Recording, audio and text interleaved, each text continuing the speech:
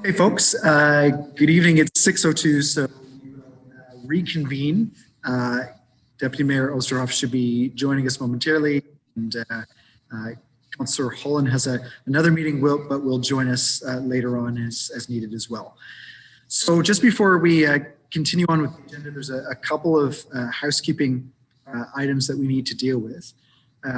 First up, there is a petition that Councillor Bohm would like to present. So with the consent of council, we'll let Councillor Bohm go ahead and present that petition. Thank you, Your Worship, for this opportunity and for you. I have a petition here to present with 192 names of residents of Kingston. It's from an online petition, and they are opposed to the bylaw amendment for the above subject file D35-006-2020 for 1274 Highway 15, and they are opposed to it going from low density to high density residential. Thank you very much. It's already been submitted to the clerk's office as well. Okay, thank you very much. The other housekeeping item, I had circulated an email earlier this afternoon about a time-sensitive motion that I would ask for consideration to be put on the agenda, as this is our last council meeting for 2020. So in order to do that, we require, say, waiving our procedural rules to add that motion at this late time. So Mr. Clerk, I believe we have a motion to waive the rules. That's correct. We'll put it up momentarily.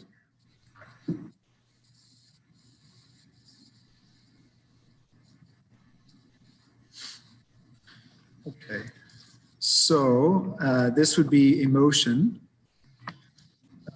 to waive our procedural bylaw in order to add a motion to the agenda with respect to the deferral of business license fees until October 2021. So this requires a 2/3 vote to pass. If it passes, then it will count as new motion number 3, which we will look at later on in the agenda. So I will call the vote. Councillor Starr, do you wish to speak to it? Go ahead.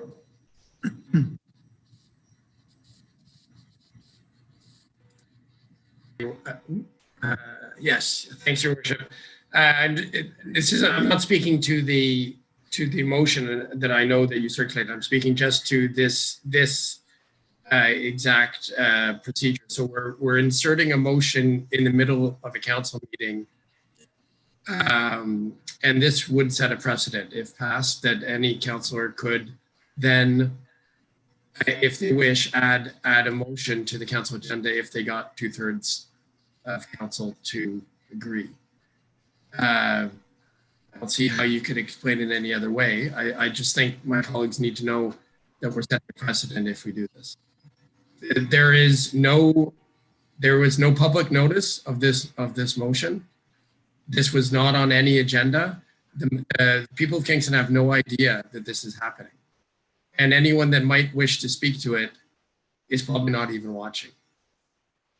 So that could go for any motion. I'm just saying that is the problem with inserting a motion in the middle of a meeting. The only reason I'm having second thoughts is because of the anti-democratic nature of the way the motion is presented. And I would just ask the rhetorical question: what is it that made it time sensitive? There's the old saying, lack of preparedness on your part doesn't constitute an emergency on my part. So we always knew the pandemic was on. We always knew that folks were going to have a hard time. And this is addressing one aspect of the economy, but not all. And the ones that are also going to feel the crunch at the end of the year at tax time that are not included in the motion will wonder why this was added at the very last minute. And I don't know if Your Worship wants to give us some more information about why it came to be a midstream motion like this. Thank you very much. Perhaps it would be better if I handed over the chair to Deputy Mayor Oosterhoff, and then I'm happy then to speak to the procedural motion in front of us.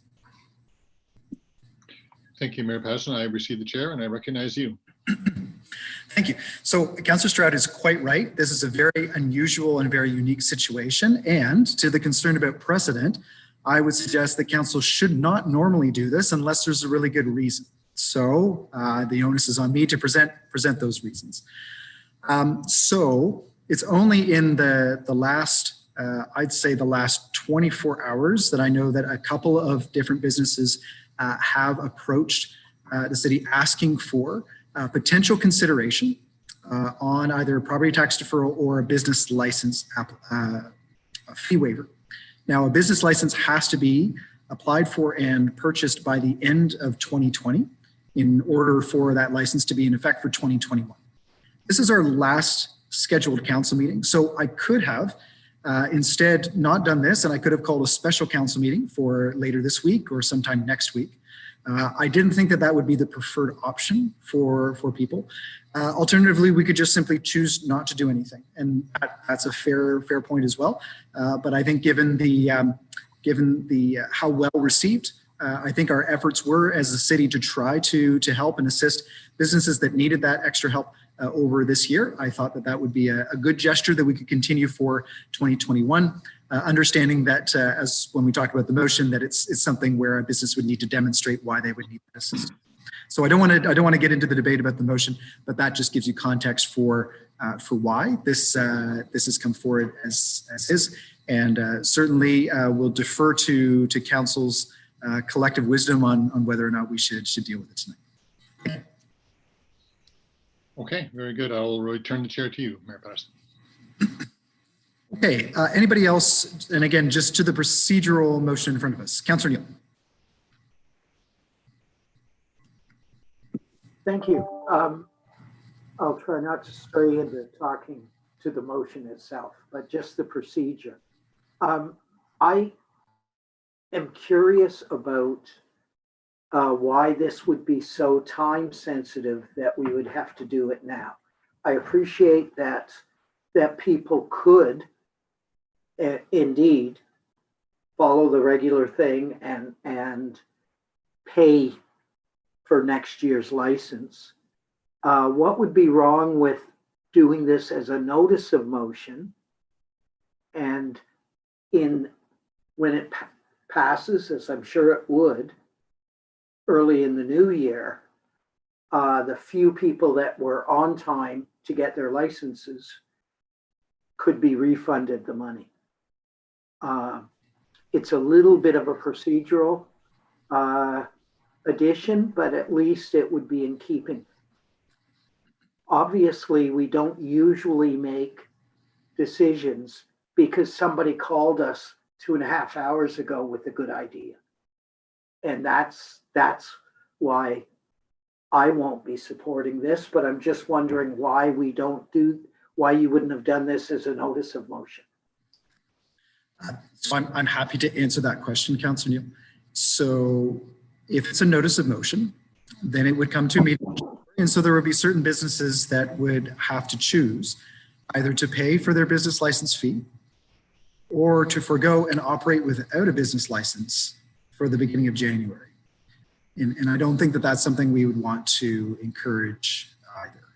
So a notice of motion wouldn't solve that problem. That being said, council is absolutely within its rights to vote against the procedural motion, and then we'll take it as is. Councillor Chappelle, on the procedural motion. Yes, on the motion itself, I didn't find it offered enough clarity as to what type of businesses would be impacted and what businesses we're picking winners and losers of. Not that I'm very much in support of business, but I have no idea what businesses we're talking about. I was just wondering if you provide some clarity because this might sway my position. So I appreciate that, Councillor Chappelle. Again, reluctant to get into the debate on the motion itself. I did try to circulate that motion so people could see what the criteria would be.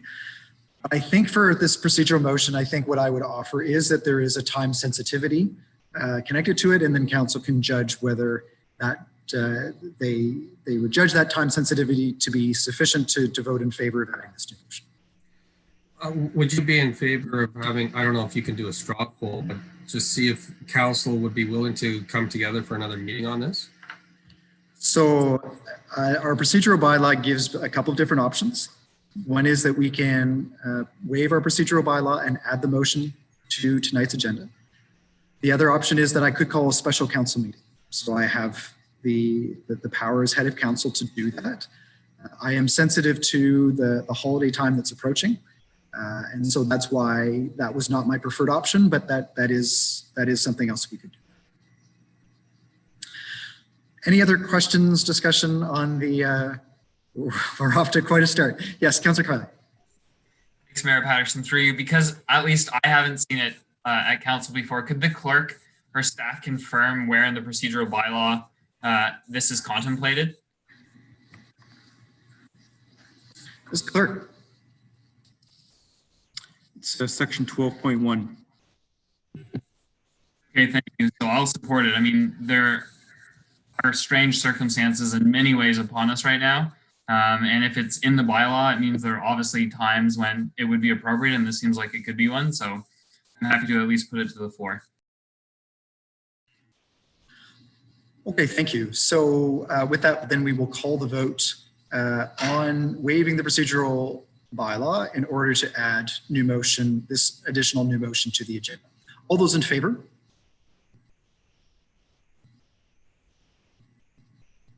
Opposed? And that carries with a 2/3 majority by a vote of 10-2. Okay, so with that, we will now move to report number 12 from the Administrative Policies Committee. Mr. Mayor, just want to remind everybody that in the audience land, we do have quorum for this evening's meeting. The first item of business is the report from the Administrative Policies Committee. It's moved by Councillor Stroud, seconded by Councillor Oosterhoff. The report number 12 from the Administrative Policies Committee be received and adopted. Okay, so there is two items. First, we have a briefing from staff, and then we will move to item 1B, discussion. So at this point, Paige Agnew, Commissioner of Community Services, will brief Council on Clause 1B of Report Number 12 from the Administrative Policies Committee with respect to the short-term rental licensing program. Commissioner Agnew, you have the floor.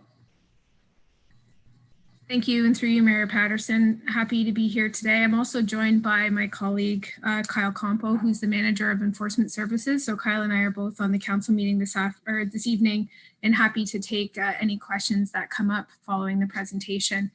Next slide, please. The purpose of the briefing tonight is to really try to bring together what's been about 3 years of work so far related to the issue of rental licensing in the city of Kingston. This started back in 2017 originally with the contemplation of an interim control bylaw in several districts within the city central area. And as part of that, really some of that came out of concern from neighborhoods with respect to impacts from intensification and infill. And to some extent, we are also receiving feedback from staff at that time that there was a growing concern about STRs developing within multiple neighborhoods across the city and having some nuisance impacts. So as part of that overall, that contemplation, staff went away with a bunch of, I think, 9 recommendations. And one of them was to look at developing the background for a rental licensing program, which also included short-term rentals. So as part of that work, we presented a report to council in 2018. And at that time, council decided that for the present time, they wouldn't proceed with a rental licensing program for all rentals across the city, but they did give us direction to develop a short-term rental licensing program, to amend the bylaw to start to regulate STRs through the MAT tax, because the MAT tax that was originally implemented through the bylaw exempted STRs at that time. Next slide, please. So the information I'm bringing to you tonight is basically the culmination of multiple years of work, but also about 4 separate reports. So we're trying to bring a high-level summary for council to give you the most amount of information, given that this is an important decision that's before you this evening. So going back to the work that we established in 2019, there are 4 key objectives that we're looking at trying to address by way of a short-term rental licensing program. Number 1 was focused on providing a variety of accommodation options to support Kingston's tourism industry. The second was to allow residents to use their properties to earn additional income to offset housing costs, and that being a consideration that came forward through consultation with the community specifically. The need to protect the community's long-term rental housing stock, and we have seen as a city a low vacancy rate for a number of years. And with the removal of a number of units from the long-term housing market that have gone to short-term rentals, it certainly hasn't helped our vacancy rate.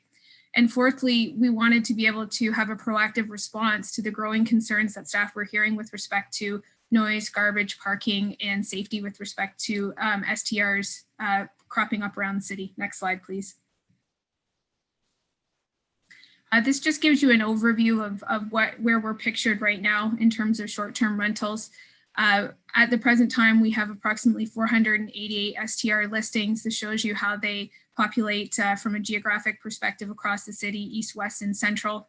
About 52% of the STR listings right now are single detached dwellings, and that really speaks to what I was just talking about with respect to impact on the long-term housing market.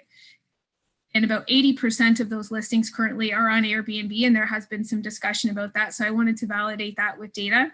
And about 20% of the listings at present are on other platforms. Next slide, please. Throughout the last couple of years, we've had various opportunities to engage with the public and stakeholders related to this topic. We did some work originally through the rental licensing program that also dealt with short-term rentals, and that was through 2018. In 2019 through July to November, we also did an additional survey, held some information sessions, and had meetings with councillors and stakeholders. We conducted engagement specifically with Kingston Home Share hosts who have provided several representations before committee and council on this. We've met with them about 7 times through Zoom meetings and conversations. Mostly Mr. Compo has been leading that work on behalf of our group between March and October. And we've also been looking at best practice and the work of rental licensing that's happening in various other municipalities throughout the process, including Vancouver, Victoria, Toronto, Prince Edward County, Montreal, and Ottawa. Next slide, please. So in terms of municipal comparators, again, I just wanted to pull this forward. And what this does is it gives council an idea of the various municipal comparators that we've looked at, the types of regulations that have been implemented through their programs, or in some cases, like the City of Ottawa, they have drafted regulations right now, but they have not yet been endorsed by their council. What the rental periods that have been considered, Vancouver, Victoria, and Toronto being some of the more restrictive programs that are currently in the market, whether they're collecting MAT as part of their process and giving you a status update. The City of Toronto had their process actually appealed to the LPAT, and that was upheld this year through an LPAT decision. So that's new information that we didn't have about a year ago. Next slide, please. What I wanted to demonstrate with this slide is just to give council an idea, because there have been multiple reports on this, what's happened in the evolution of the development of our thinking and recommendations that are before council tonight. Across the top, you can see 3 different key reports that are identified: December 2019, February 2020, and November 2020. So this gives you an idea of where we were originally in terms of our proposed ideas and regulations, what changes we made in February 2020, and where we are right now. So the key things that changed with respect to the regulations we were proposing in 2020 were 2 pieces. One, that we removed the regulation that the STR operation was limited to a principal residence. So that's truly limiting it only to a home sharing opportunity. So that was removed in February 2020 and remains out of the proposed bylaw as it is now. And also we removed the limitation for 180 days per year. Again, that still remains in the bylaw now. Since the February 2020 and going back through admin policy, further changes that have happened is that there were some significant concerns with respect to working with an American company, and staff were given direction to go and look for a Canadian platform that would help with compliance monitoring. So that's reflected in the change from host compliance to Hamari, which is part of the staff recommendation tonight. And the other significant change that we've made since that time is that originally the MAT tax was proposed to be collected by CAP. CAP currently does that process for the city of Kingston now with respect to larger operators. And by way of work and looking at the business decision again, staff have made a further recommendation that the MAT tax associated with short-term rentals be collected and administered by the city of Kingston and not through a third party. So that's part of the staff recommendation tonight. And the last piece that we've added in is the addition of an administrative monetary penalty for offenses related to this bylaw. You're going to see a number of these recommendations coming forward on various bylaws. We've been doing that with respect to COVID enforcement and have found that it is a first line of enforcement tactic that can keep matters more regulatory in nature at a lower level of enforcement rather than everything having to go through the court system. So we're recommending that as well tonight. Next slide, please. So very importantly at the Administrative Policies Committee, and we had a long discussion at that committee that has made some amendments to the staff recommendation, and that's before you tonight as council. So there's some key things that were changed by the committee. The first one is that upon approval of a bylaw, that staff start to work with Airbnb directly to develop a voluntary collection agreement for MAT, so that we would be working and having Airbnb collect MAT as a third party on behalf of the city of Kingston for those operators. For the remainder of the operators, approximately the 20% I spoke to before that are not using the Airbnb platform, that we would have to look at an internal process for MAT collection for those operators specifically. So essentially a two-pronged system for MAT collection depending on what online platform you're using for your STR posting. And the third thing was to remove the recommendation that has come forward from staff to use Hamari for compliance monitoring associated with the licensing in the MAT collection module. That's a self-remittance module that Hamari was going to develop for the city specifically to assist with MAT collection so that STR operators would be in control of that process, and it was a self-remittance process, which was something that we heard from operators through the stakeholder conversations over the last 6 months. Next slide, please. A couple of things that I wanted to make sure that council has all of the information before you make a decision tonight. I wanted to provide you with some thoughts from a staff perspective of what the potential impacts would be in our ability to effectively enforce the bylaw and the MAT tax collection with the amendments that are before council tonight with respect to the staff recommendations. So the number one thing I just want to identify is that the internet-based advertising and booking services, they're the key to the STR business model. And therefore, from staff's perspective, as an enforcement and with our enforcement expertise, we feel that enforcement must in part take place in the digital realm. And in order to do that, we need assistance to be able to do that because we don't have the technology in-house to be able to facilitate that process. Without the enforcement techniques we're talking about, we really feel that our ability to implement the bylaw is going to be limited. But the one thing I want to identify specifically as well too is that the enforcement techniques that we've spoken to with respect to the Hamari platform and then the additional in-person techniques that staff would have to do to follow up on cases, those are only proposed to be utilized to seek out non-compliant operators. So operators that are licensing their STR and are paying their MAT, those enforcement techniques will not be part of those operations. The self-identification module that Hamari provides is really key to us being able to enforce the licensing requirement. Without that, we're not able to determine the actual location of short-term rental operators.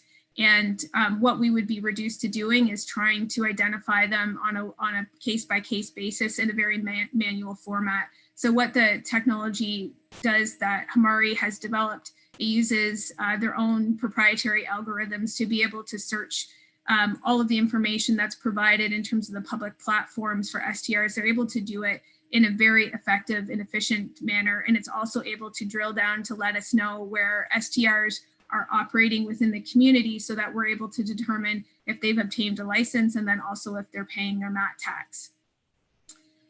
Without the Hamari platform, as I've indicated, we're able to work with them on developing a customized MAT collection module that with the recommendation that's before you tonight from the committee that would be a process that we'd need to try to determine how to do internally, and we haven't yet done that work, so that's a consideration.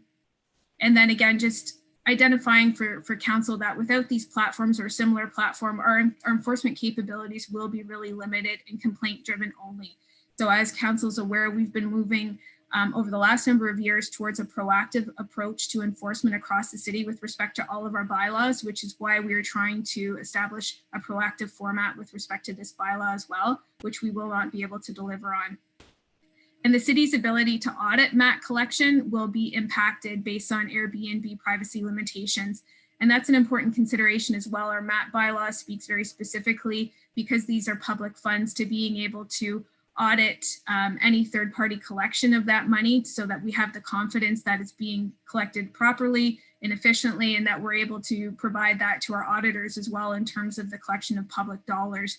So the privacy limitations that Airbnb puts in the privacy, the primary importance that they put on the privacy of the STR operators, which is part of their business model, and I think why so many people feel comfortable working with them, it actually for us is a limitation, because what we would receive through MAT collection would be lump sum payments, and we would not be able to drill down by property or operator to know who has paid and who hasn't paid, and how we can financially reconcile whether the proper amount of money has been collected on behalf of the municipality. Next slide, please. So again, going back to the original objectives that I spoke to at the beginning. So right now, with where things are recommended with the amendments that are before you, I'm confident that we're able to, through the licensing program that's suggested, be able to provide a variety of accommodation options, because essentially STRs still become a very viable part of our accommodation market, and that will continue. And that certainly through this program, we will be continuing to allow residents to use their properties to earn additional income, to offset housing or just supplement their internal income as a household. However, like I said, we've removed the provisions right now that are really directly linked to being able to protect the community's long-term rental housing stock, and also with respect to our ability to be proactive, responding to concerns with respect to noise, garbage, parking, and safety. That proactivity, as I've spoken to, is not something that we're going to be able to get to, because we'll have a very manual complaint-driven process if council moves forward with the recommendations that are before them tonight. Next slide.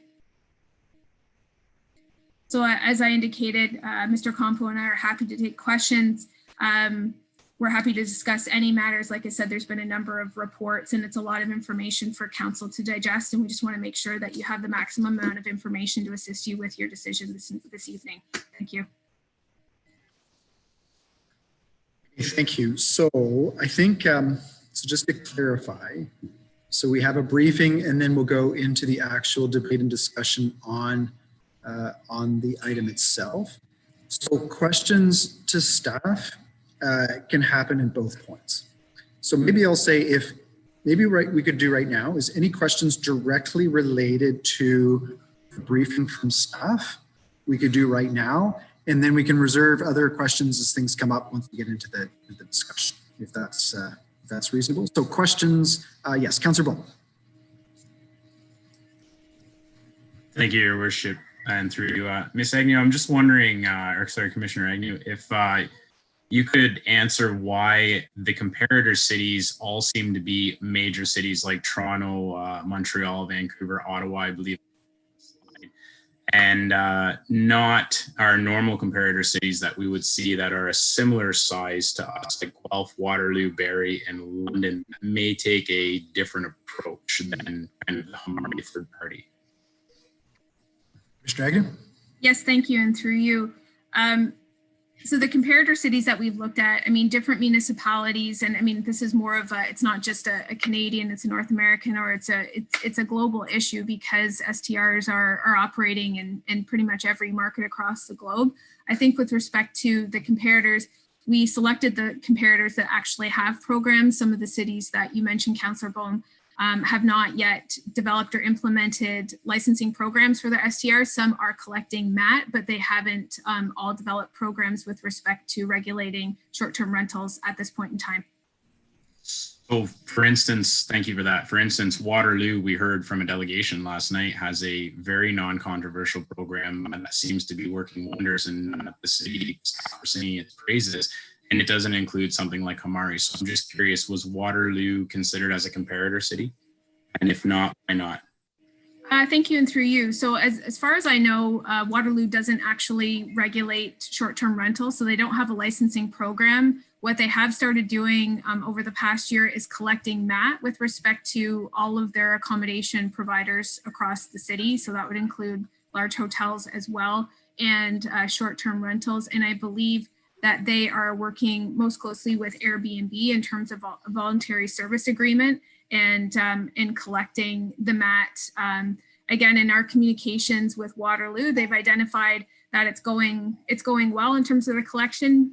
They receive a check from Airbnb. It is a lump sum payment.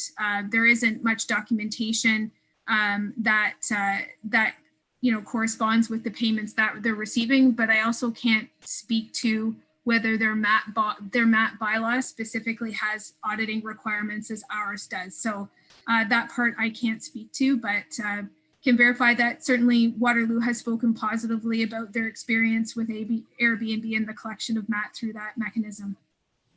Okay, thank you. Glad to hear it's going well there. And one more further question would basically be, you made a comment about Airbnb protecting the privacy of their hosts is basically a limitation to us. So, I mean, that's in a way kind of speaks to how well they run their system, but in a sense, it limits us. Now with that, if they protect that privacy so much, you had a slide where I believe there was already 488 STRs ID'd, and somehow we already know that 80% of them are with Airbnb and the other 20% are with other platforms.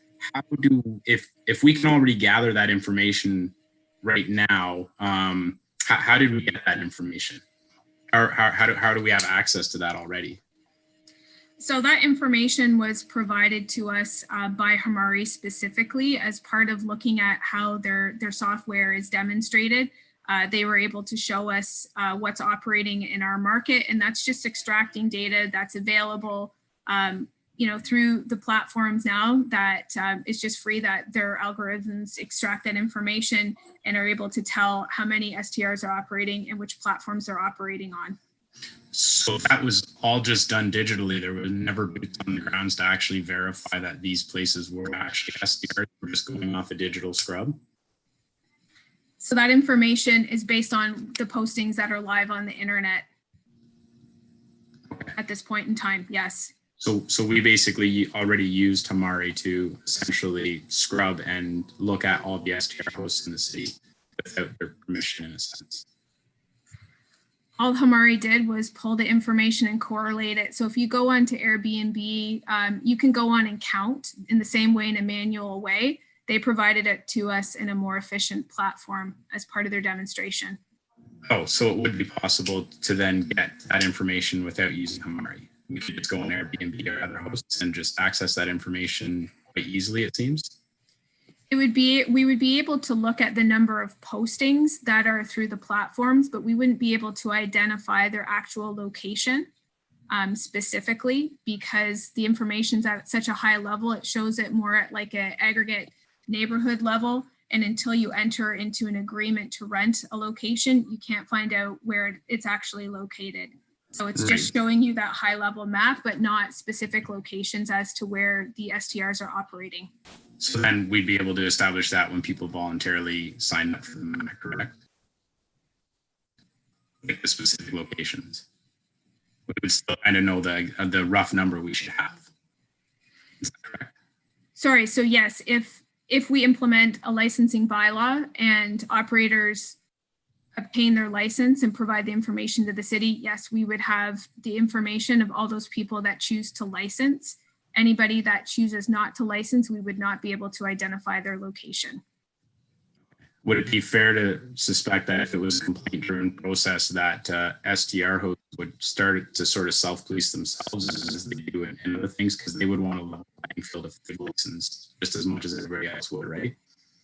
Sorry, I'm having a hard time hearing. Sorry. I was just going to say, would it be fair if it's complaint driven? Would it be fair to consider that STR hosts that are licensing would also make complaints against those that are not licensing, simply because they want as fair a playing field as everybody else, especially if they're following the rules? Certainly, I think STR operators would be open to providing complaints to the City of Kingston, as any resident would. If they think there's illegal activity or something that's contrary to a bylaw, they would be able to do that, yes. Okay, perfect. Thank you. And I know I'm kind of monopolizing the time, but I have one further question, and it was sent to me in an email, and it's basically that, is it true that Hamari or any other STR modeling tool simply has no way of actually determining the occupancy, short of putting a person outside the host door and watching what day guests come and go? Because all they can do is identify the properties that are for rent on an STR website, but they can't determine whether the host has blocked the calendar due to a booking or simply blocked it for other reasons, as they're away or they have family staying there or they're doing renovations. So basically, there's even limitations to what Hamari can do, short of, other than having our enforcement officers standing there outside watching what's actually happening on site. There's still limitations with the Hamari platform. Is that a fair statement? Is that correct? As I understand it from Hamari, their software does a couple of things. It basically looks at the calendar viewer that shows the dates that are booked and which are not booked on a platform. And then it checks, like looking at 6 months into the future. It also does cross-platform matching of calendar block dates. And then they're overlapped with eliminated dates, so that, and it's something that uses like an OR operation, so that it's able to look at average block length, and it's able to cross-reference between platforms to determine that if something is blocked off, then likely it's not being operated consistent with what the STR calendar is showing. Is how I understand it. Okay, so basically just using an and/or methodology and an algorithm to basically attempt to predict, but short of actually having enforcement there looking at it, there would still be limitations to that platform. It wouldn't actually know for sure, short of having somebody actually there watching the comings and goings. Is that fair? Mr. Compo wants to jump in on that one. Go ahead. Thank you. And through you, your chair, Councillor Bowen, you're correct. That essentially there would be nobody knowing how many occupants they are, because unless they're publicly stating how many tenants they're renting to, we would not know that information. So you are correct, and I think that's sort of the short answer, is that unless we are sent by complaint and we're able to follow up with concerns about that, we would not be able to identify how many are actually physically in the dwelling unless we were to receive a complaint and act towards it. Okay, perfect. So it would still, even with Hamari, be a complaint-driven process. Okay, thank you very much. Okay, next is Councillor Stroud.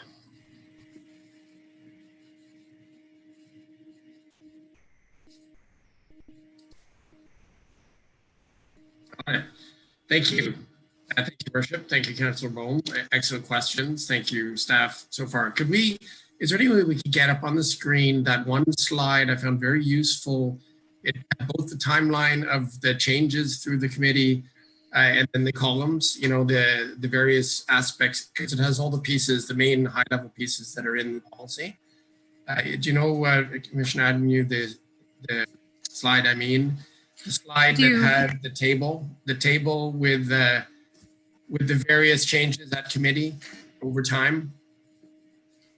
If the clerk could assist with that, that would be great. Okay, yeah. So in the slide deck, might have to go through, but yeah, that's the one. So can everyone see that? It's kind of small. Hang on, I'll move it. I've got another screen here. One sec.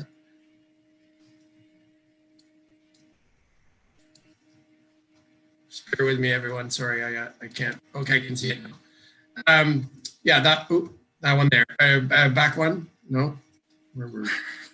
That one. Thank you. Okay, so my questions have to do with what's on here, because no matter what we decide tonight, we need to make sure we have all the pieces that would make this a useful program. and, not something that would sort of be dysfunctional right from the get. So here we see the licensing remains all along.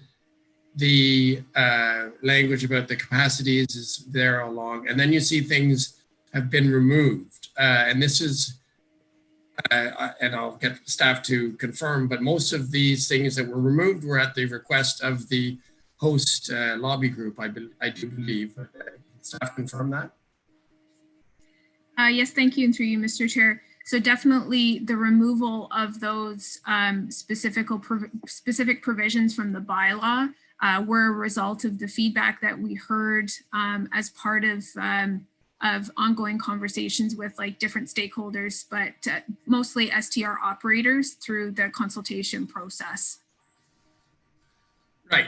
So you see here the things that were removed. You've got the principal residence language in the bylaw, the 180-day limit language in the bylaw. I'll get back to those in a minute. I have a question about that might require going to a different slide. But the compliance monitoring is by far the most controversial aspect. So let's just, I have a couple of questions about this. So Councillor Bowman has already touched on some of this. But see, it was switched on that table from the host compliance American company to the Canadian version, which is Hamari. But the controversy remains because people consider this surveillance or spying. Other extreme words have been used to describe this. Staff told us at committee that a lot of this, that all of this is public information and that these are people that are publicly advertising their property for rent on the Airbnb or other websites.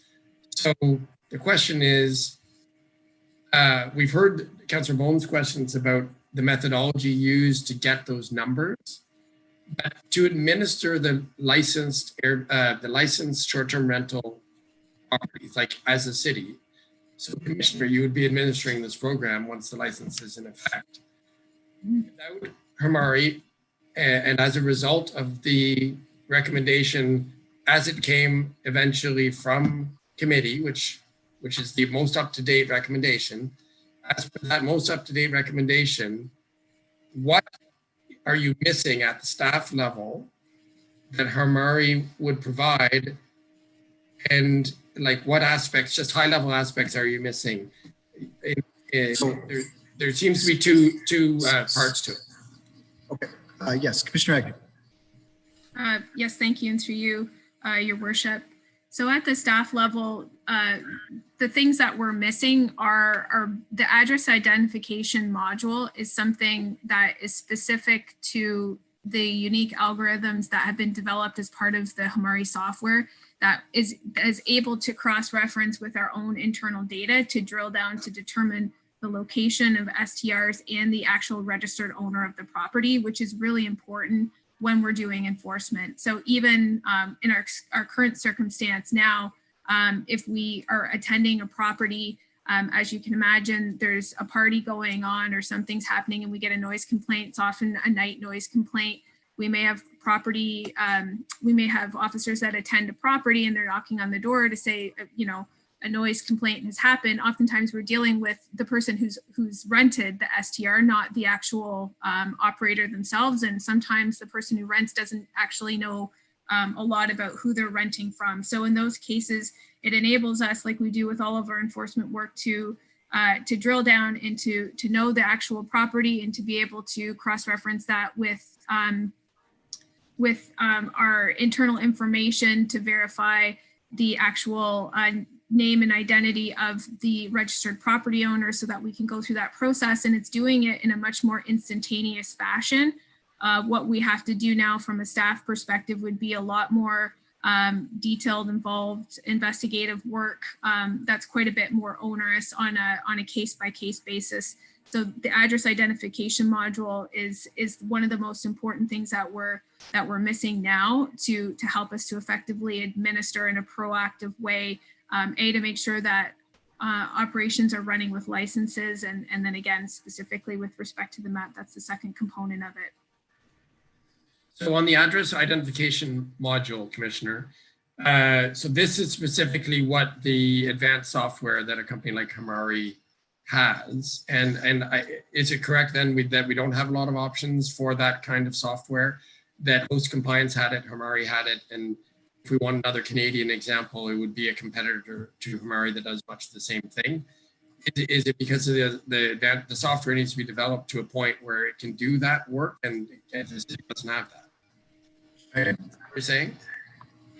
Yeah, thank you, and through you. So yes, the Hamari software, it does similar things to Host Compliance in that they're both companies that assist with compliance-based technology for the virtual environment.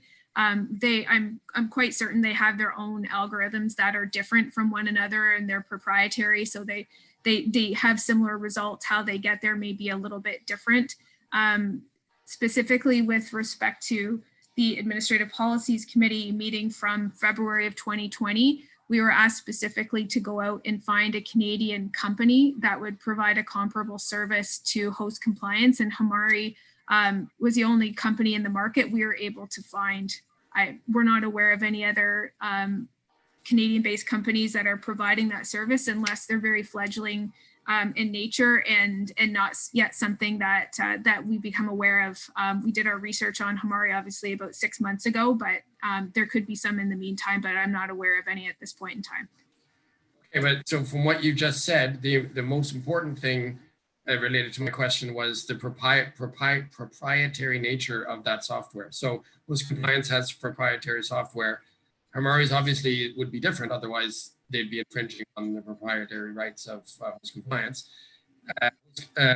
Hamari has proprietary software. There may be another newer company that's competing with Hamari for the Canadian market, but that's kind of not useful to us. We need some kind of address identification software. It's an advanced software program that we can only get through Hamari. So the obvious follow-up question would be, so with the current recommendation, with no third-party software company involved at all, it would be impossible for staff to get the detailed information that they need to administer this program. Is that what you're saying? Are there any other workarounds that staff has considered? Commissioner Agnew? Thank you, and through you. So it definitely, I don't want to say in any way it would be impossible. I think what it has to do with is the level of efficiency that we want to apply to achieving a high level of compliance and how long we want to take to get there.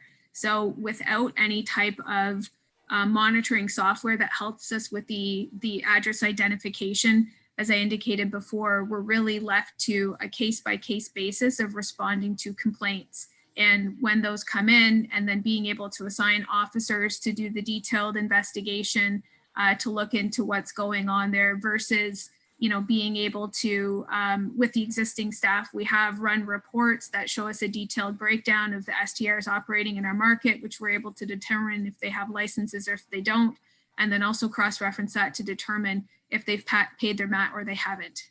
Otherwise, it would be a very manual-based process, in our level of efficiency, and the time it would take us to get compliant or a high level of compliance with the bylaw, I think would be tremendously longer. Right. So, so you've said there's two aspects. One is the pure access to the information that the address identification software gives. And then, but the second one, perhaps just as important, is the level of efficiency it allows staff to monitor all the several hundred hosts that there are. It would be painstaking if done manually, is what you're saying. And so it's not just access to information, it's also the ease and the speed of the processing of the information.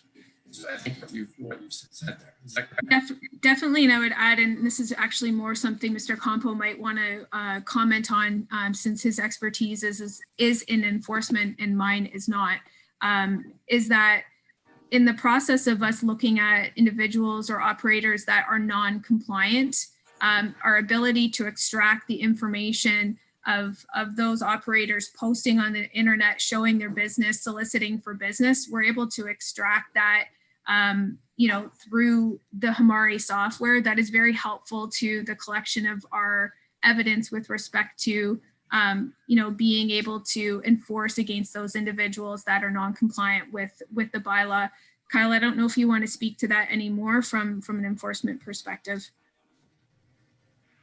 Thank you, and through you, Chair. I think it's pretty simple. Is that if we did not have this platform, is that you would only be really looking at 85% of this market. Where not only that, just like you said, Councillor Stroud, it would be a painstaking process to do this manually. We rely on the analytics and information that comes from this platform. If we were to go with working directly with Airbnb, there's nothing to stop hosts from jumping platforms.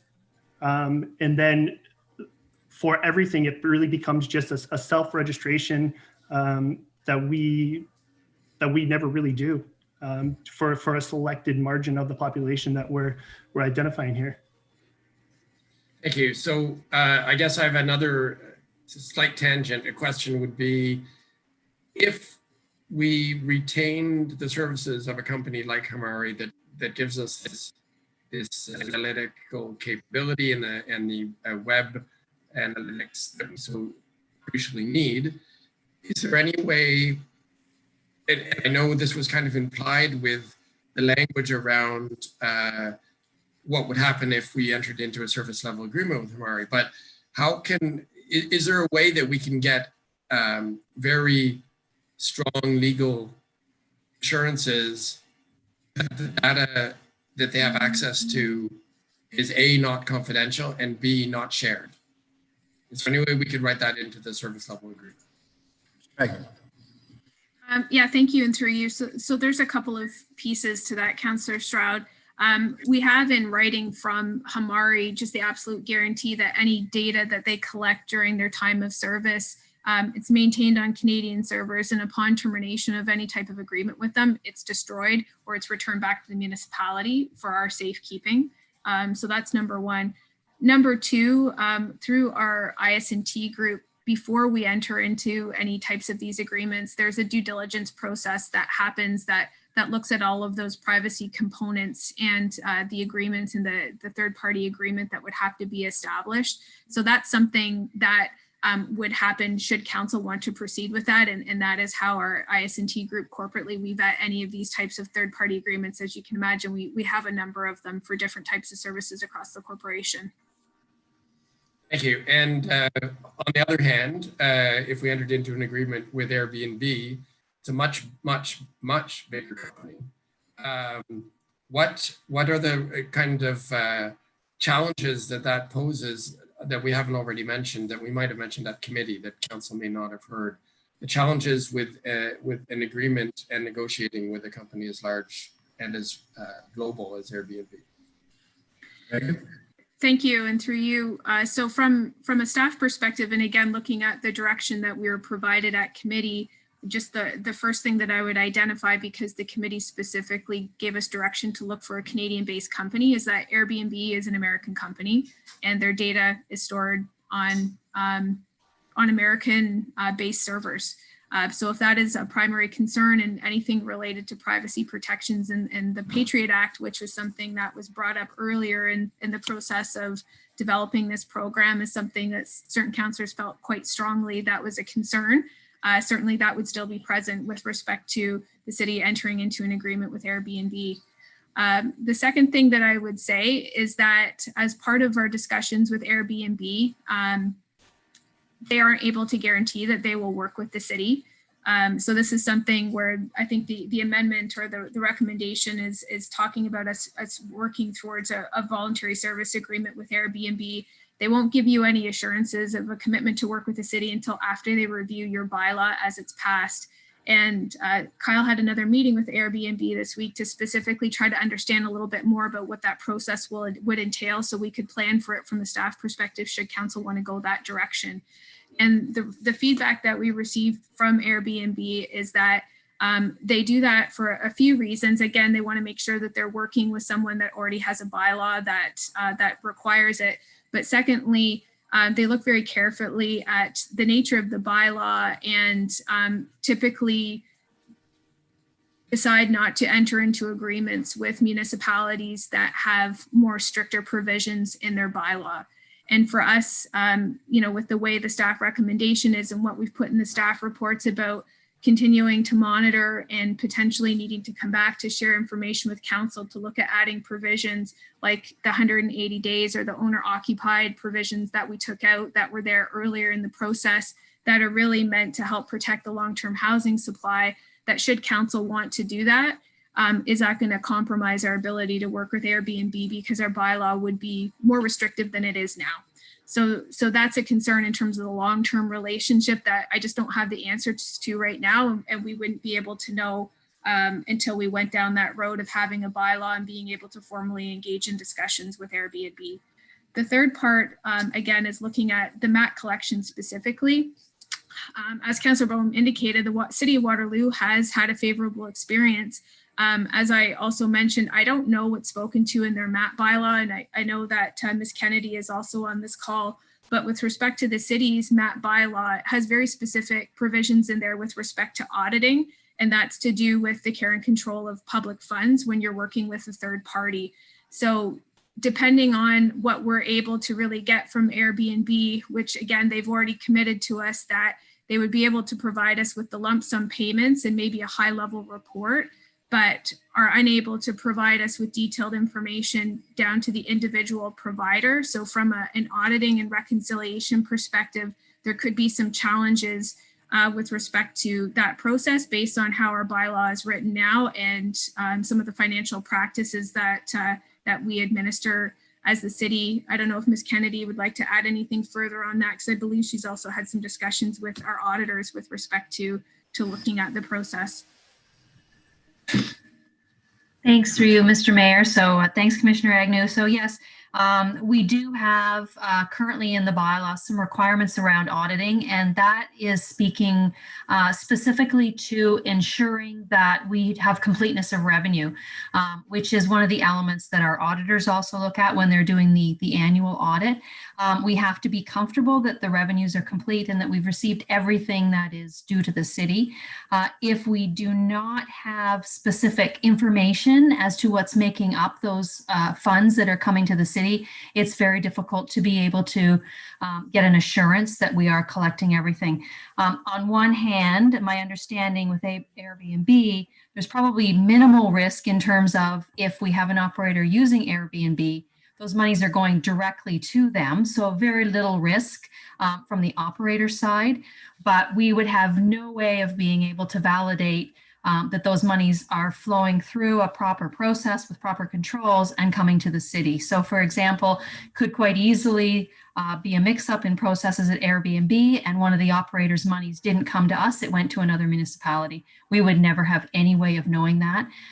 And it's also very difficult to perform any kind of substantive procedures over those amounts as well to ensure that they at least are reasonable or that we can connect them back to where some of the data that we have in terms of the operations within the city. So definitely some risk there around just from a revenue completeness standpoint. So that's Just really hold on, Councillor Stroud. Mr. Campo, I see your hand raised as well. Is there anything else you wanted to add? Sorry, through your chair. It was up accidentally. Yeah, so Your Worship, I'm almost done here. So that sounds on the Airbnb agreement, it sounds like a huge question mark, basically. We don't actually know what it's going to look like, which is actually in the amended recommendation because it acknowledges that it asks for a report in 4 months' time in May. We're just doing questions now, but I will need to speak at some point when we get to debate about what happened at committee and is my role is to ensure that these goals. Thank you, Councillor Stroud. So next on my list for questions was Councillor Hill, who I no longer see on the screen. So is there anybody else that has questions for the briefing first? Okay, yes, Councillor Neal.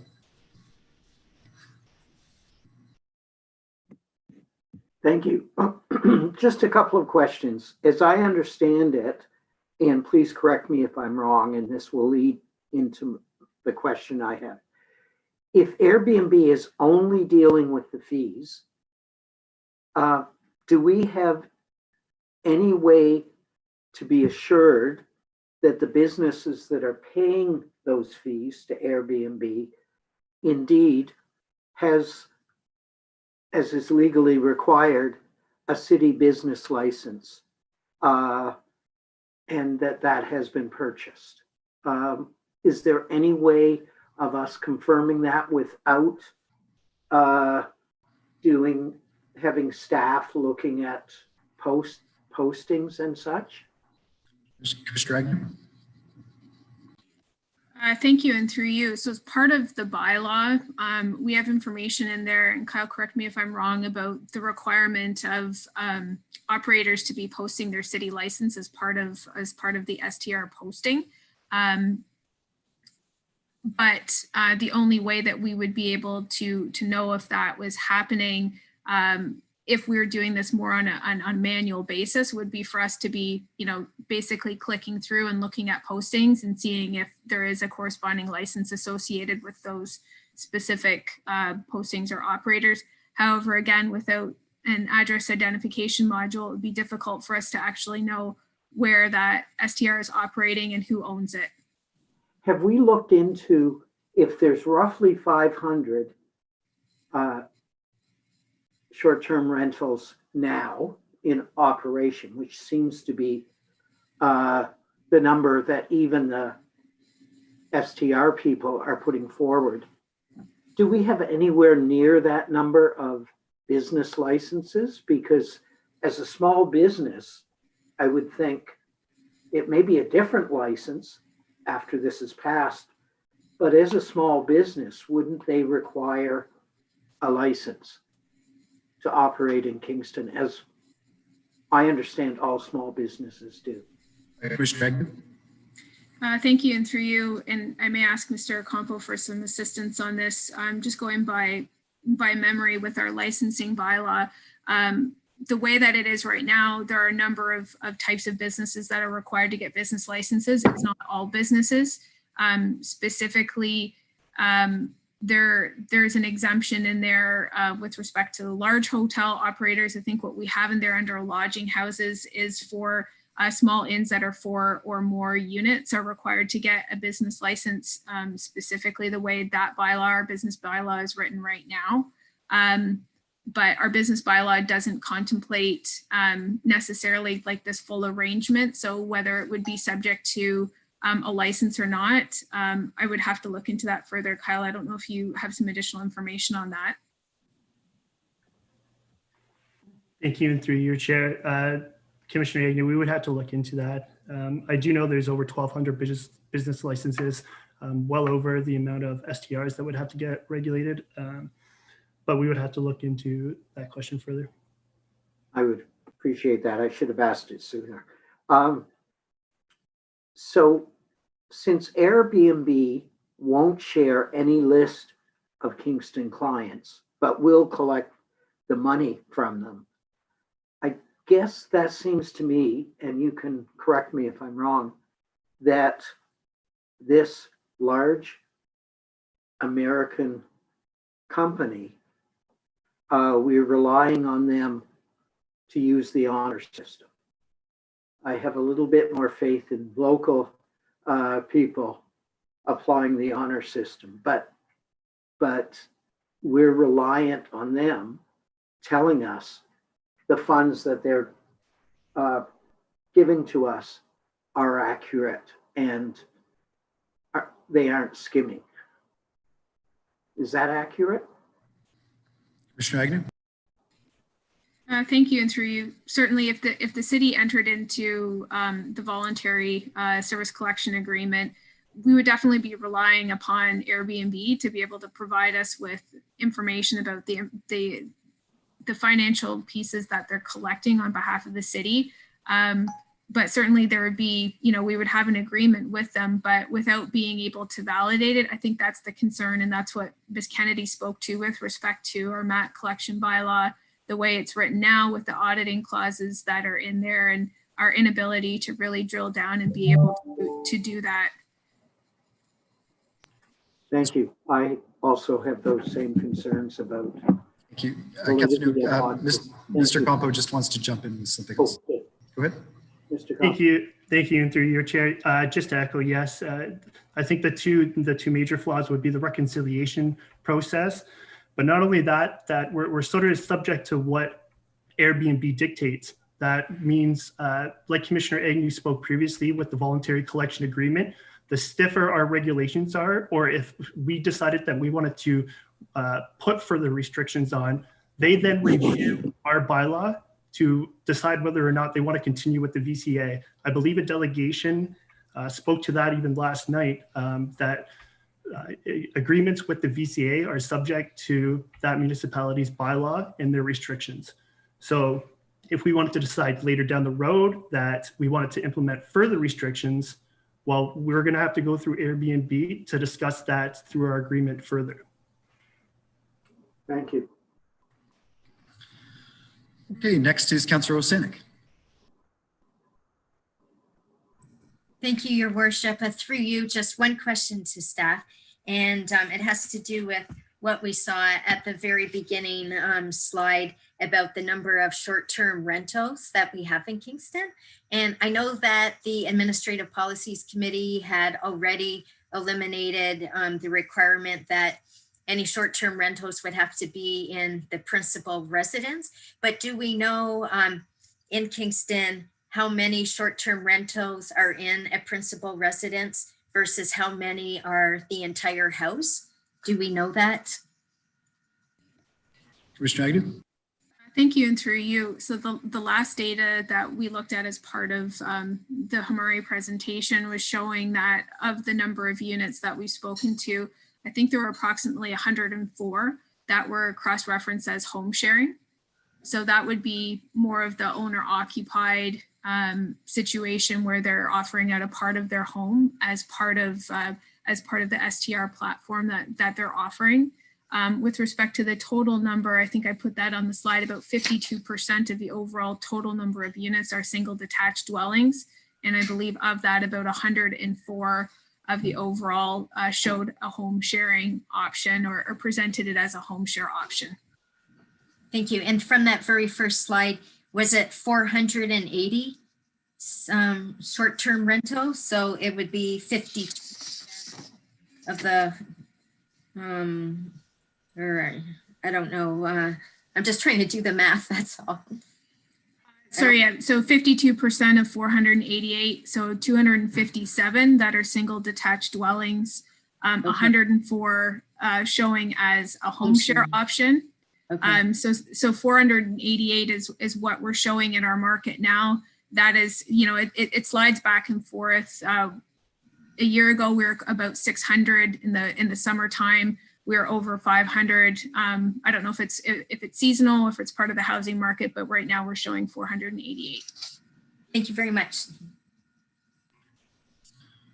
Okay, Councillor Hill, you were on my speakers list and then you vanished. You're back. So yeah, it's the virtual equivalent of going to the bathroom.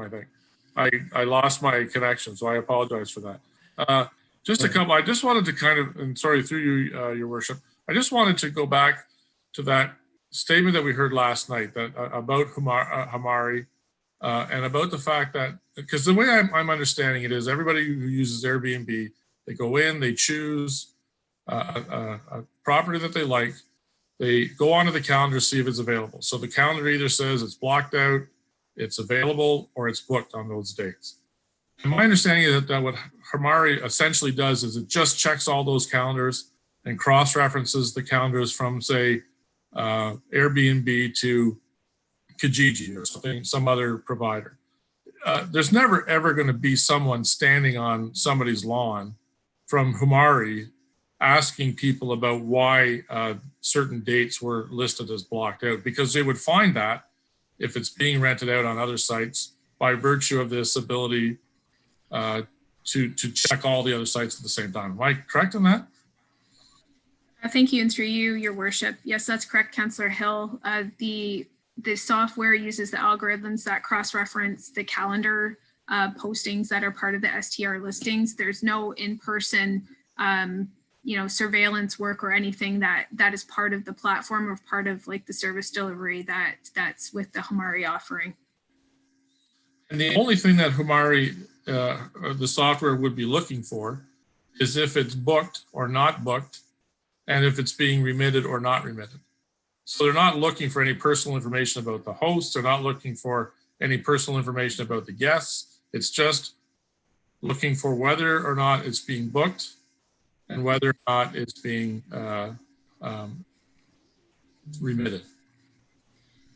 Yes, thank you. And through you, your worship, that's an important point. So the staff recommendation about the Hamari platform with respect to MAT, and again, we spoke with Hamari about this through the process. It wasn't part of our original recommendation of looking at having them develop a self-remittance portal for MAT. And that's important because that's what our communication with the hosts had said that was their preference. So the Hamari platform is able to provide any STR operator with the ability to log in, to put their license number in there so we can cross-reference it with our known licensees, and to manually put in number of days they had bookings in there, what the rate was. It would do a calculation of the MAT that's owed and then provide an online payment for the operator to self-remit that. So what the calendar checking function does for us at the staff level is it's able to run and help generate but MAT projections for us so that we could look at an overall amount to be collected in a period of time and to be cross-referencing that with what we're actually collecting. And if we started to see things were really out of whack, that would give us reason as staff to start to look into it on a more individual basis to see where the problem is. That would be ultimately, that would be a decision that would be internal to us and our staff, just like it would be if we were trying to collect taxes from a resident. That's correct. That would be administered by City of Kingston staff. Thank you. Okay, thank you. Next is Deputy Mayor Oosterhoff.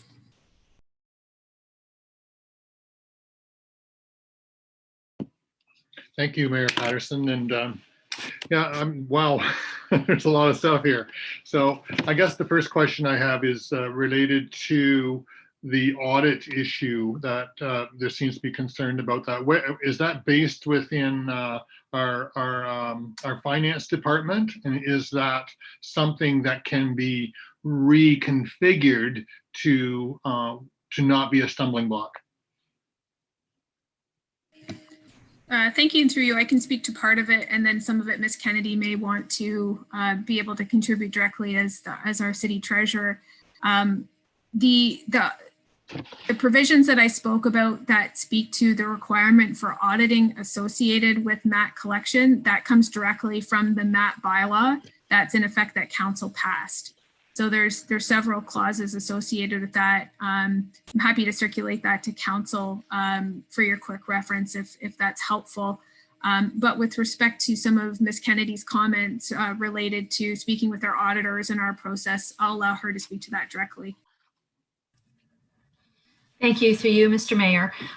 So the challenge is, in terms of auditing, as I said, we are required to ensure that our revenues are complete, that we are collecting everything that is owed to the city.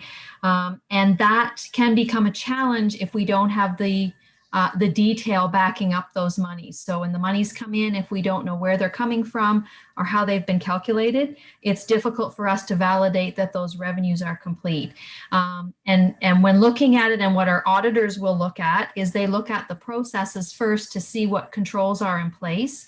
And certainly for other revenues coming into the city, they're looking at our controls to see what the oversight is over those funds.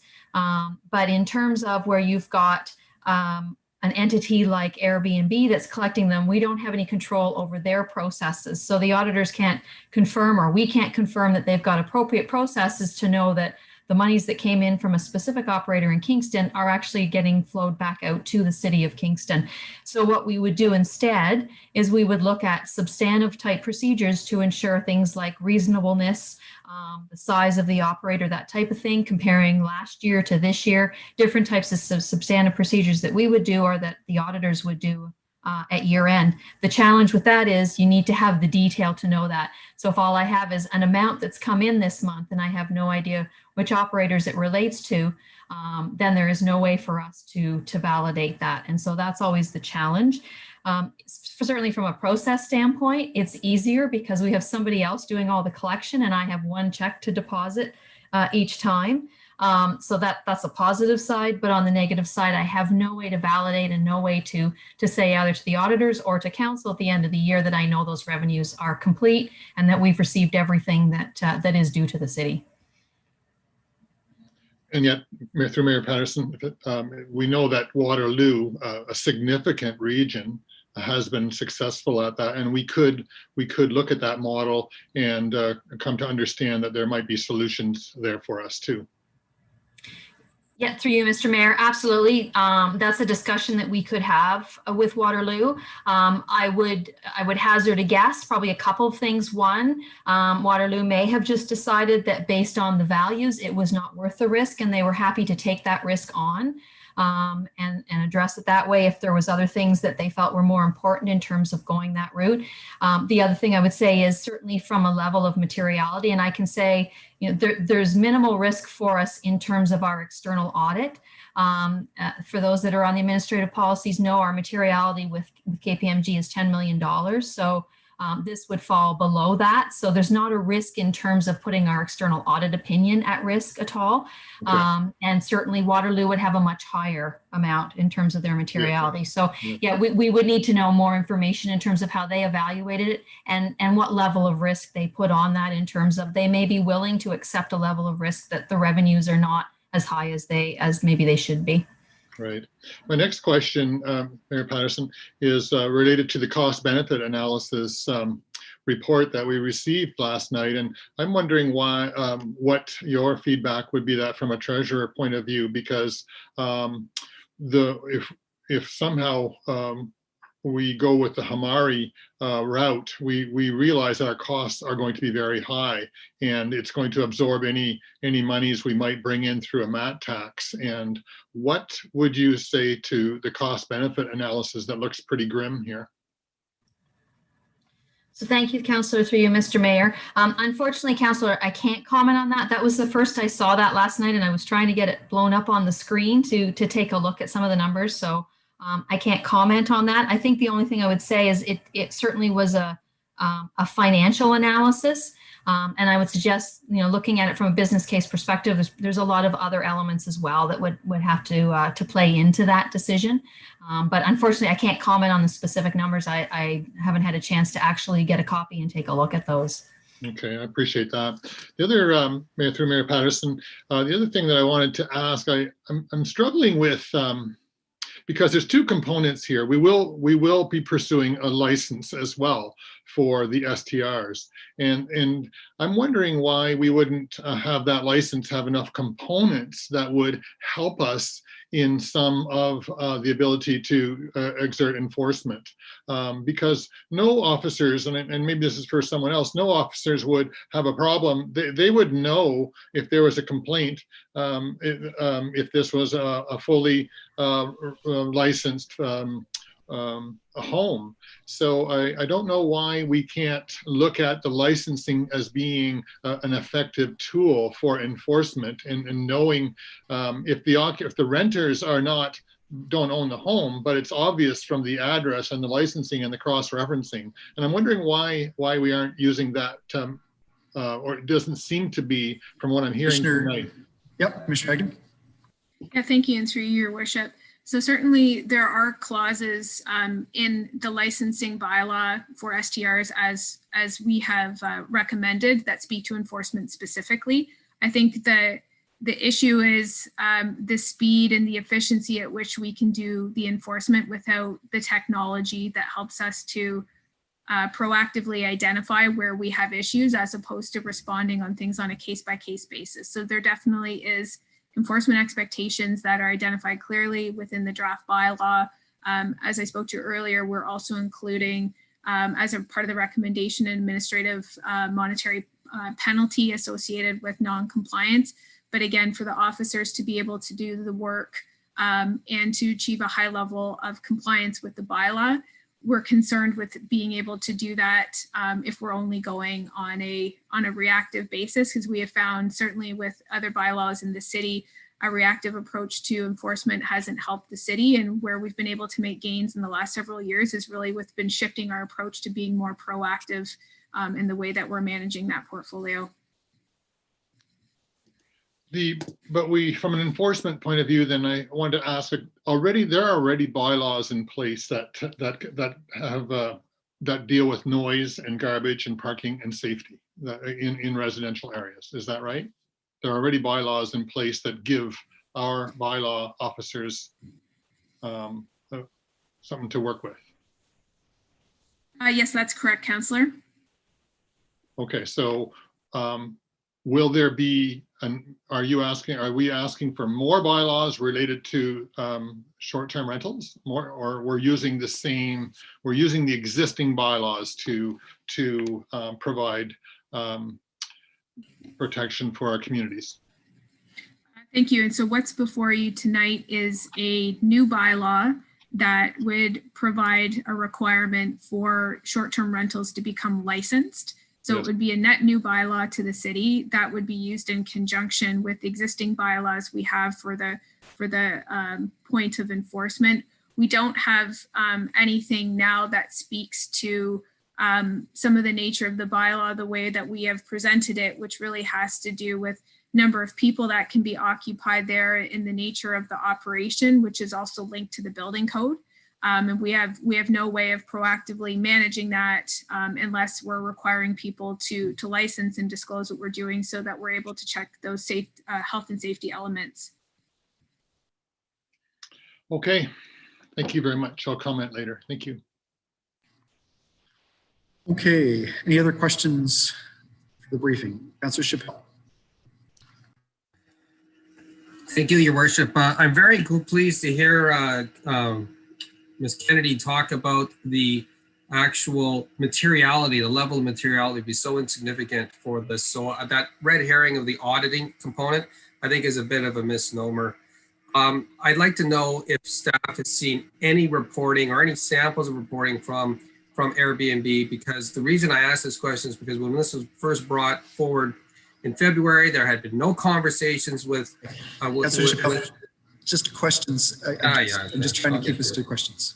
So my question is, we hear this discussion about the documentation coming from Airbnb may not be sufficient, and it's a lot of subjective, but we have not heard from Airbnb. We don't have any presentation of what they're able to provide. It's just all speculation. So I'd like to know if there's been any sample documentation of what a report would look like that is presented perhaps to Waterloo or another similar sized municipality.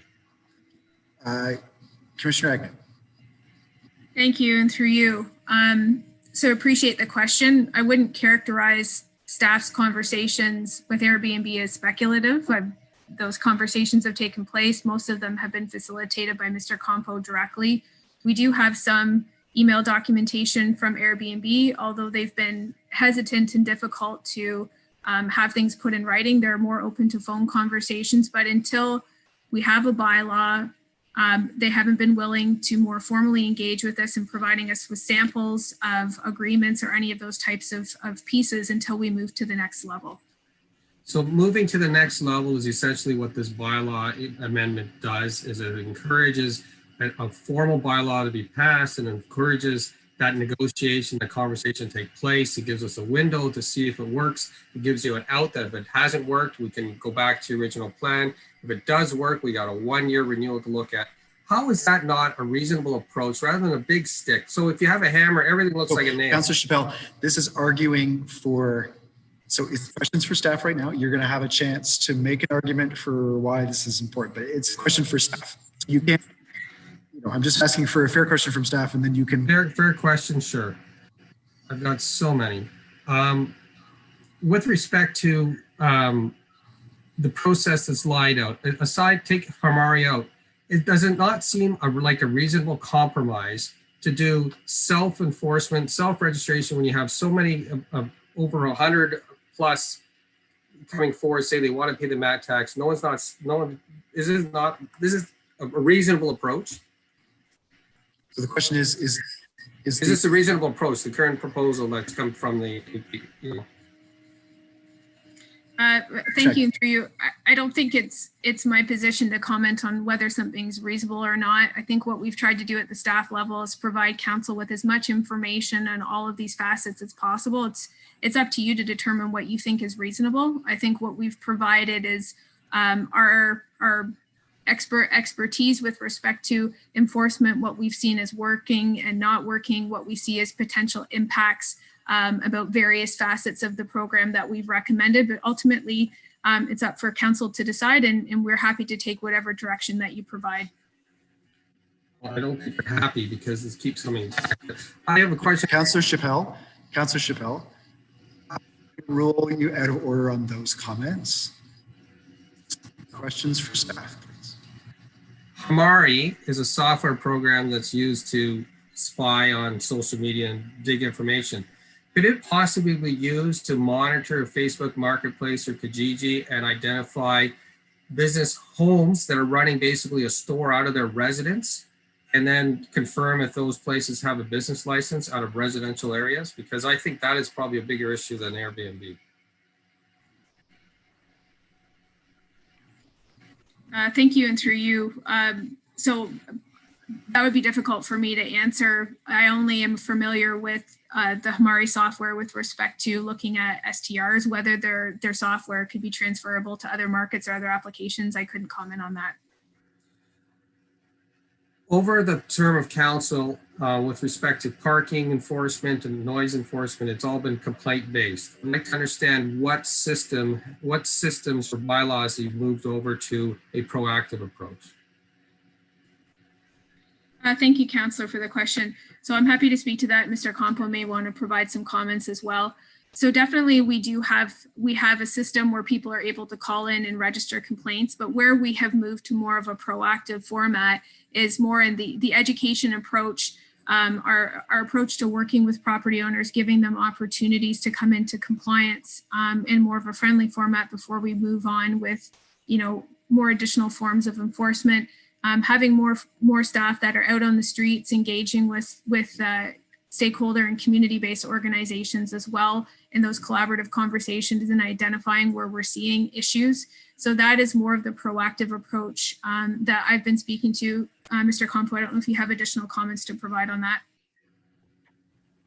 Thank you, and through your chair, I completely agree with Commissioner Agnew. We do solid waste proactive enforcement throughout the year with our solid waste colleagues.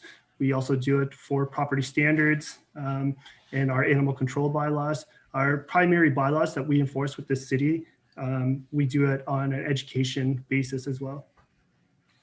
So wouldn't it make sense then, from hearing from what you're saying, Mr. Campo, is that to have a self-registration licensing system, and then if you're seeing that there are members in the community who are not listening or participating, you do the education proactive approach that increase compliance.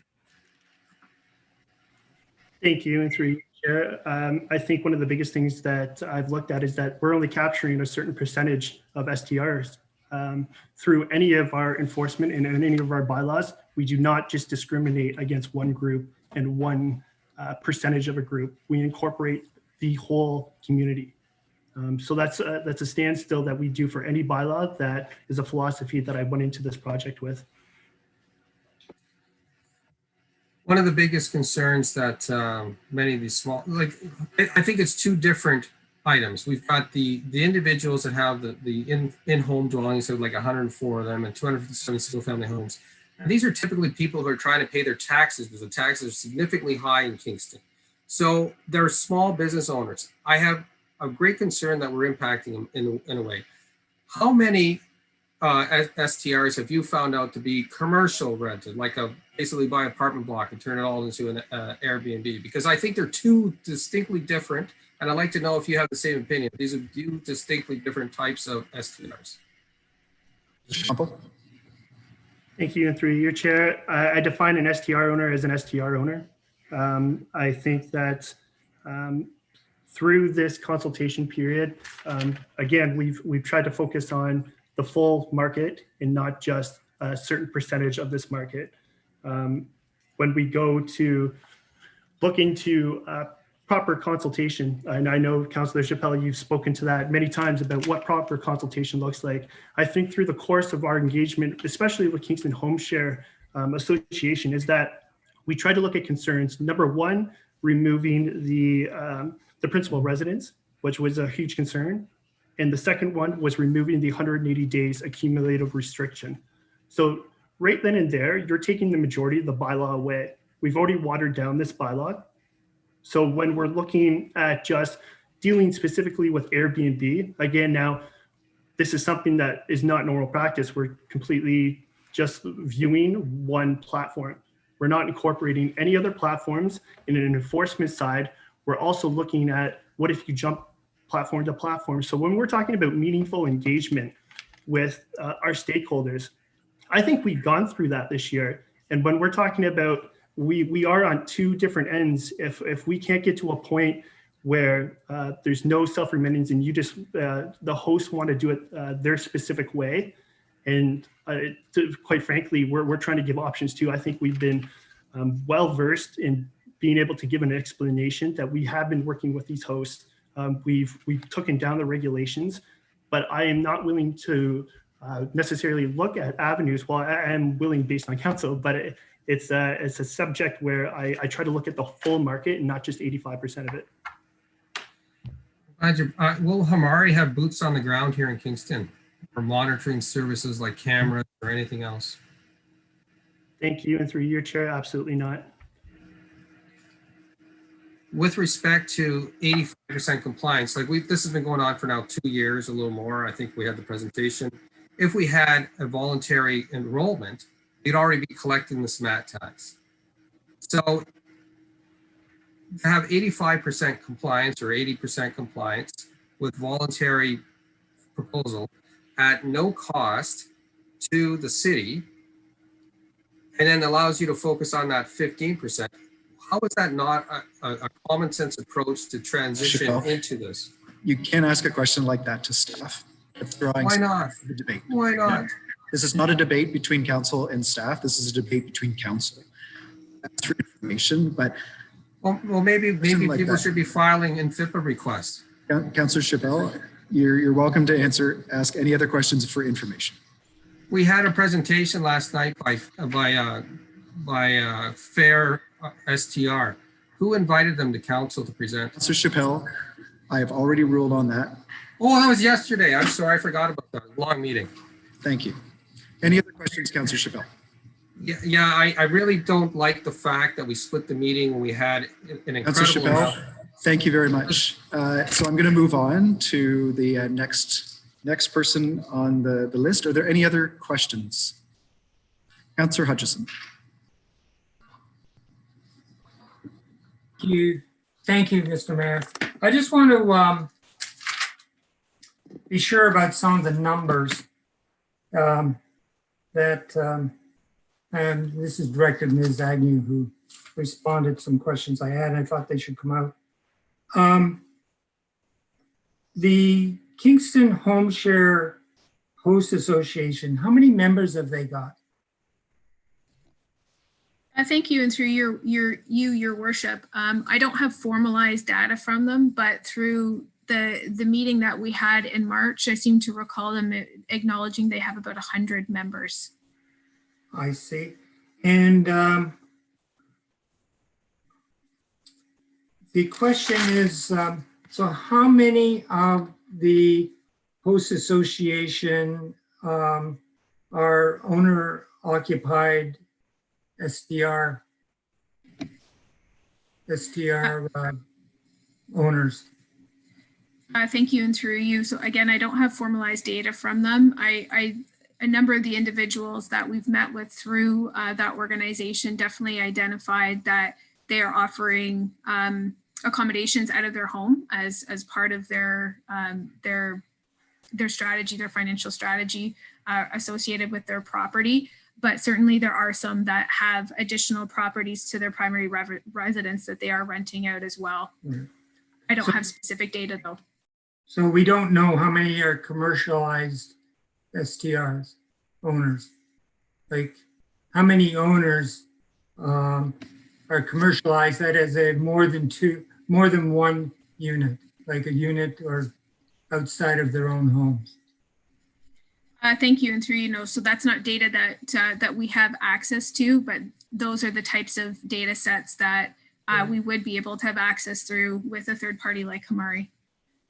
Did we ask for that data?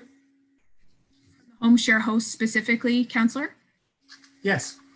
No, we did not ask for that data. Okay. I'm just saying that because in the meetings that I attended, I thought there's a difference of interest here. They may identify certain common interests, but there are also differences of interest. So I think when we're talking about drafting a bylaw, we need to keep that in mind. You said earlier in answer to a question by Councillor Sanik that at the moment we have, and I'm just confirming this is actually a question, we have about 488 available short-term rentals in Kingston. Is that correct? That's correct, Councillor. That's what's posted. Right. And of those, 104 are home sharing. That's correct, Councillor. Okay. Now, in 2020, we had 500. I think this summer you identified. And in 2019, we had 600. Seasonally affected, to be sure, to some extent. So I guess my question is, we've been discussing a lot of things with the Home Share Hosts Association, but are they representative of the short-term rental market? Thank you, and through you. So I definitely wouldn't say that one stakeholder organization is representative of an entire market, which is why we hosted other types of engagement opportunities throughout the course of doing the work that's led up to tonight's recommendations. But certainly they are a stakeholder group that has been, I would say, most engaged and active throughout the process. Okay. So I think you were saying that 52% are single detached buildings, and that comes to 257 units using the 488 as your basis. So when we say single detached buildings, are we talking houses, or are we talking apartment buildings, or both? Thank you, and through you. So single detached dwellings would be like freestanding homes, potentially townhomes. That form, apartment buildings would be considered in another category, Councillor. Right. That's what I thought, but I wanted to be sure. So it seems to me that the information we have is in some sense inadequate in the sense that we're dealing with an association that represents 17 to 20% of the whole market. So make of that what you will, but certain data is needed to flesh out the market. That's my conclusion. Would you agree with that?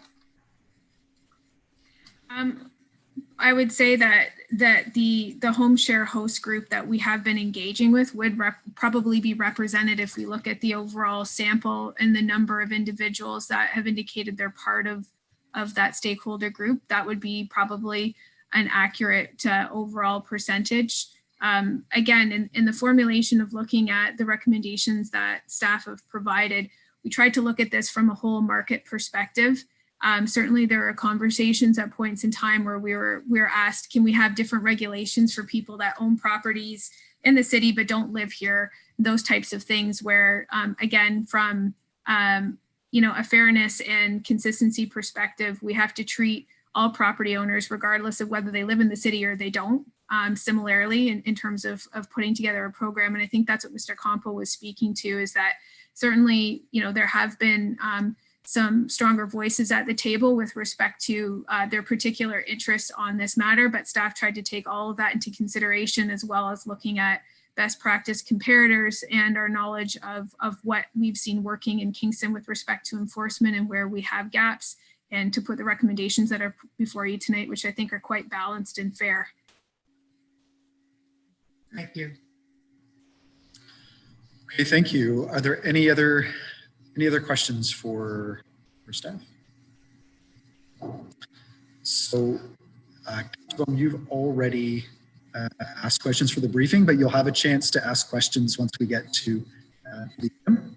Anybody else on the briefing? Okay, so with that, then we'll move to 1B, supplemental report, short-term rental licensing program. So at this point, we will put the recommendation from the Administrative Policies Committee is now on the floor and open for debate and discussion. First on my list is Councillor Stroud. Thank you, Your Worship. I think as chair of the committee, it makes sense I should at least introduce the item. If anyone hasn't been paying attention over the last 2 years, this was at committee for since the very beginning because it came at the beginning of this term, and I've been the chair for the entire time. There has been a lot of engagement specifically from the home share group, and as staff has already indicated, with the help of that table, but also through answers to briefing questions, many of the useful clauses of the bylaw have been already removed at the insistence of the home share host lobby group, to the point where one has to wonder, like Councillor Hutchison was just doing, what's left and the usefulness of the bylaw and the licensing program.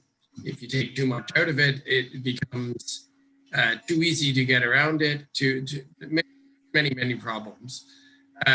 That being said, though, it's clear that there was this idea was inserted at some point at committee by those that will have to live with the regulations, whatever form they take, that the scrutiny that is provided by a company like Hermari is very unwelcome. That is very clear, and it can be said in different ways. In the correspondence I've received from hosts, some of whom I know personally, or at least as acquaintances, the whole spectrum is there, from conspiracy theory to reasonable intellectual commentary. It's all there from these various hosts, and I think that that there was definitely some problems along the way. So the American host compliance, that change to a Canadian company, I think was an excellent amendment that happened at committee. And unfortunately, though, it didn't get us to consensus, because we're still having that being our most controversial element. And I would say, I've got no dog in this fight other than the fact that I chair the committee. I'm just trying to make good policy. I don't benefit one way or the other. But as a city, we have to write a policy that we can use, that does move us forward in time. I think that the hosts know it was inevitable that regulation would come.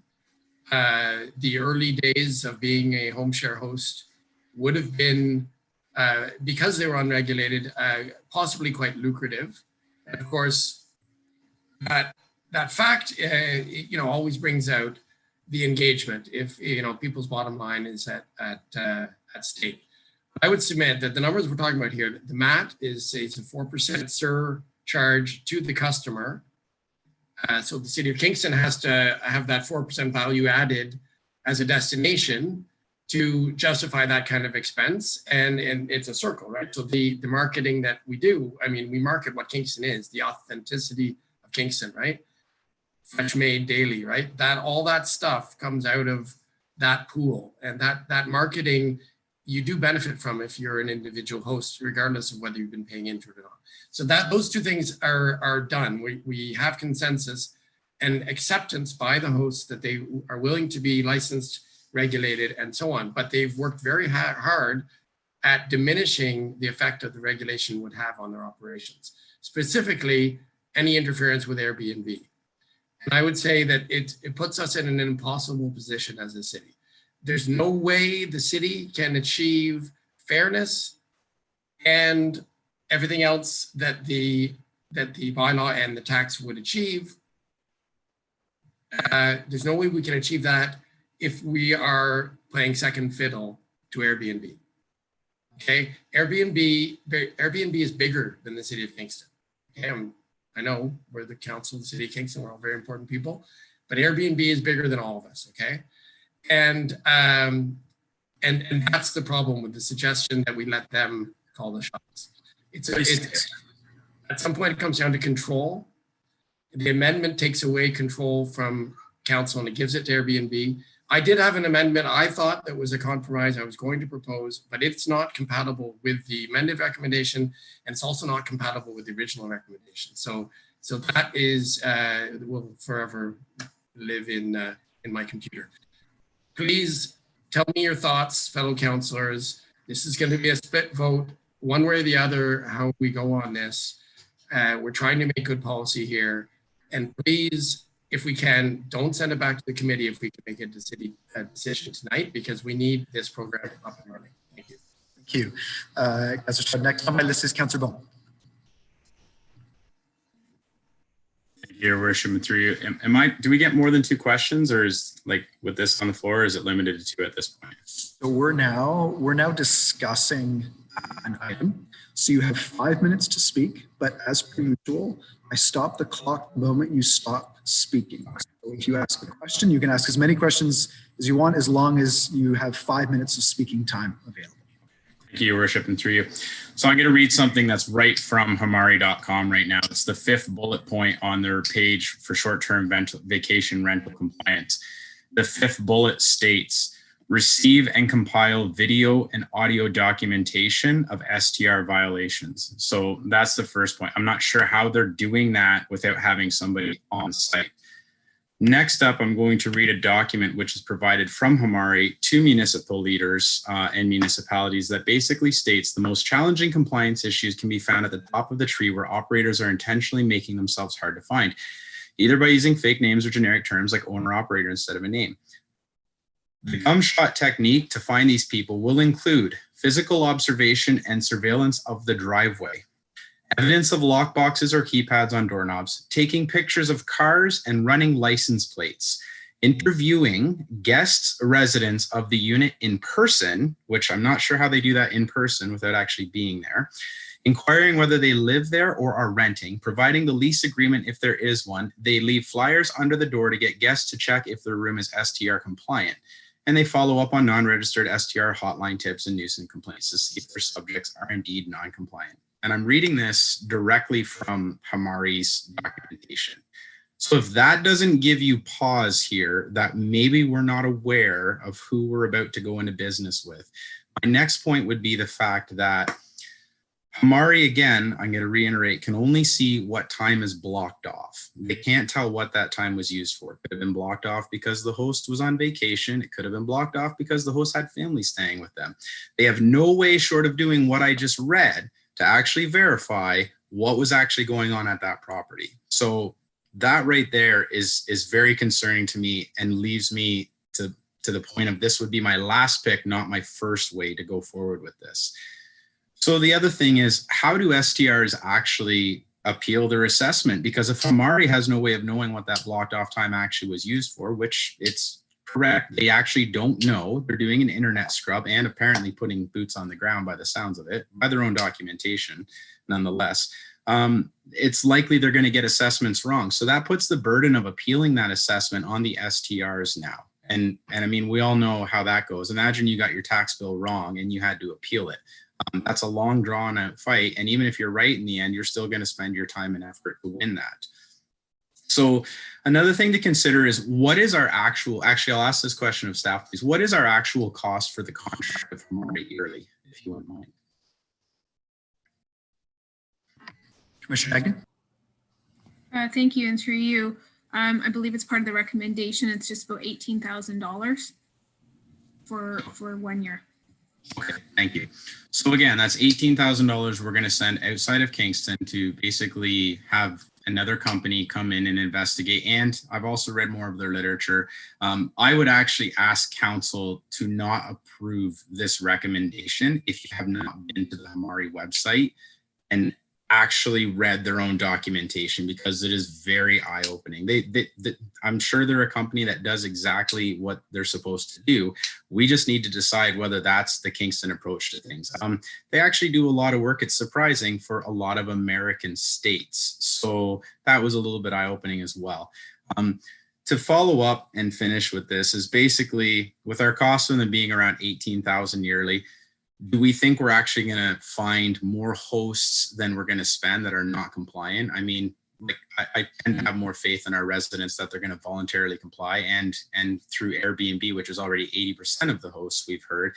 So is it possible that we're basically going into business with Hamari, who will do the things I read earlier based on their own documentation, to solve a problem we may not even have yet, because we don't even know if we're going to have a lack of compliance from hosts. Maybe it's less than 0.5%, and maybe from that 0.5%, it's just simply an error, or they didn't know, and as soon as they find out, they'll comply. So we could potentially be solving a problem we don't even have yet. That's why this recommendation that essentially asks for the common sense approach to let's try something first before we hit it with a hammer, to see if what we have before us is actually functional, feasible. And I have a lot of faith in our staff that they can come up with an internal process that will actually allow us to go forward with the recommendation as amended from the Administrative Policies Committee. So before, 3 seconds. Thank you, Your Worship. Before you vote on this, have a quick perusal of the Hamari website and look at some of their points, because I'm not sure how you get audio and video evidence and put brochures under people's doors without actually being at the host property. So that's very concerning to me. And that's from their own literature. I couldn't make this stuff up. Thank you very much. Okay, thank you. Next is Councillor Neal.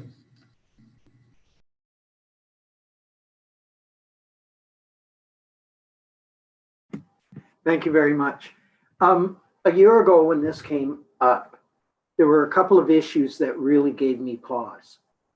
One of them was the fact that we were suggesting that we would be using both Airbnb, which is an independent American company, and entrusting information from Kingstonians, Canadian citizens, with them, but we were also suggesting that we would be using an American platform to review all of this. So I'm greatly relieved that we now have a Canadian company that we can, and I'll ask Commissioner Agnew this question. Can you confirm that the terms of the agreement with Hamari will be set by us? So they may have a platform of information that they may choose to use, but we can say, this is what we want, and be very specific about that. Is that accurate? Commissioner Agnew? Thank you, and through your worship. Yeah, that's correct, Councillor Neal. So part of the discussions that staff have been really defining exactly the services that we are looking for from Hamari, which again, really looks at that address identification module and specifically the MAT remittance. I will acknowledge that similar to what Councillor Bohm is saying, I think Hamari is working with a number of American cities. And in some cases, I think they're providing almost a full suite of enforcement services to those municipalities that maybe don't have the staff to administer their program. So they're sort of providing the full suite of services, but that is not what we are contemplating with respect to Hamari, or what staff has recommended in terms of the services that we would procure through the contract. Thank you. I appreciate that. There's the other thing that concerns me is that we would be entering into, and we heard from our treasurer about this as well. We'd be entering into a non-verifiable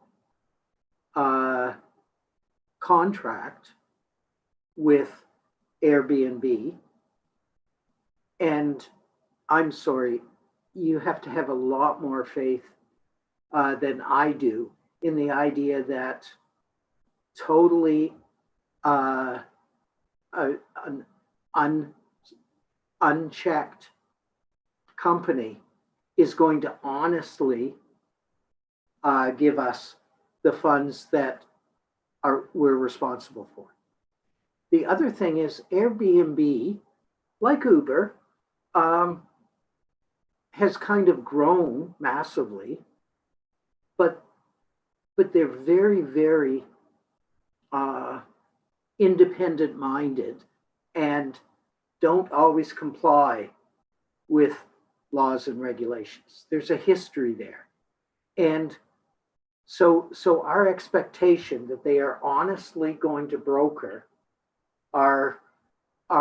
those payments, I think, is a difficult leap of faith for me to take. Already, we're being told by our staff that they want to reserve the right, and everybody pause and think about this. They want to reserve the right as an American company to be able to dictate to Kingston what they find allowable as far as our bylaws go. So if the next council wishes to alter the bylaw or we do after I know that we're supposed to be reviewing this in a few months' time. So we review it. We want to tweak it to make it better. We're giving them the power to say, okay, that's it. You're no longer part of us. So that I find really, really difficult. I'm not willing to give up City Council's ability to make decisions because we've allowed Airbnb to have a clause that says we can just nullify your contract with us because we don't like a bylaw that you wrote for Kingston, and we are in San Francisco and we don't like your bylaw. So we're going to, thank you. So we're going to discontinue our agreement with you. That I think is totally wrong. And for that reason, I won't be supporting the recommendation from the committee that's before us. Thank you. Thank you. Next on my list is Councillor Hill. Well, thank you, Your Worship. I am going to bring a motion forward here in a couple of minutes. I just wanted to begin by saying, though, that this has got really nothing to do at all with the folks that want to be hosts in this community. They're great folks. They've got a good little business going. I commend them 100% for being willing to pay the MAT tax and for willing to be regulated in the fashion that they are. It's got nothing to do with that. It's got what it has to do with is the issue of how we monitor this as a city. It's not has nothing to do with our concerns about the folks that are hosts. I've always used this kind of a platform. I think it's a very successful platform around the world. It's very user friendly. I welcome it in terms of being here, and I just think we need to be very careful that we're getting the information that we need.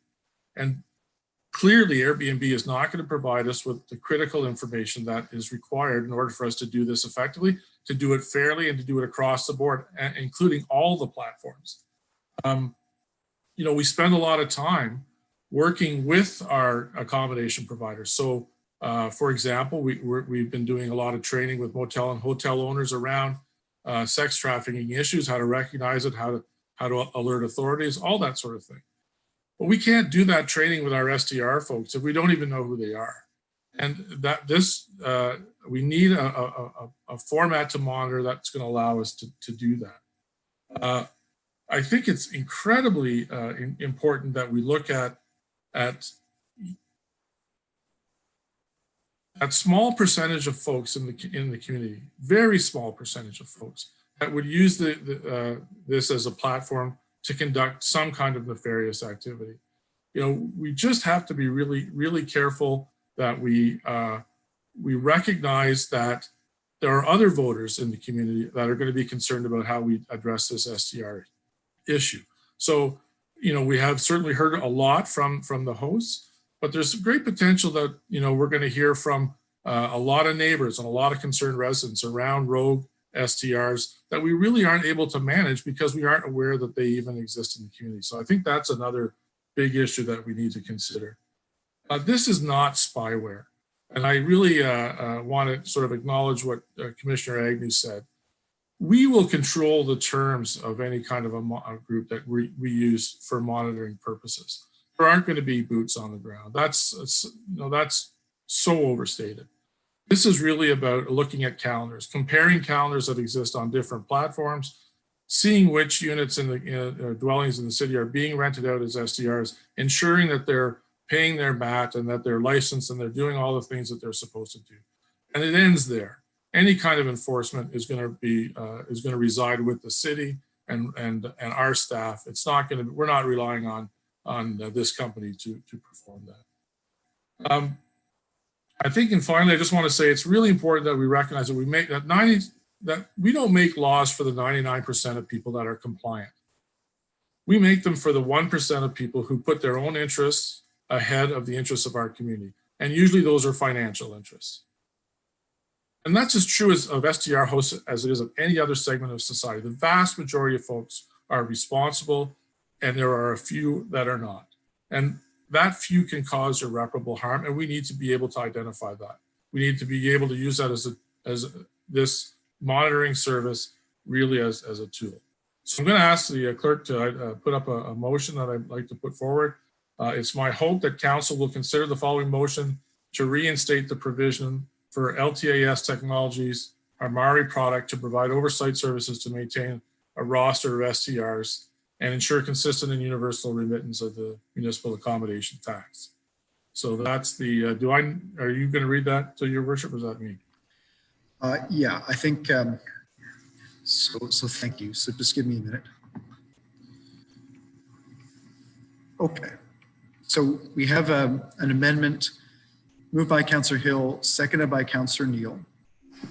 Delete paragraphs 4 and 5 from the recommendation from the Administrative Policies Committee. Delete paragraphs 4 and 5. Delete paragraph 9 and insert the following.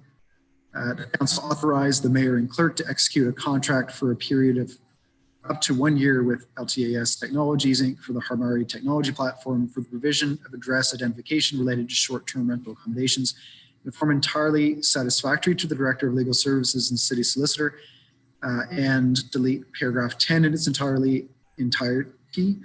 And in paragraph 11, delete volunteer collection agreements and insert agreements with LTAS Technologies, Inc.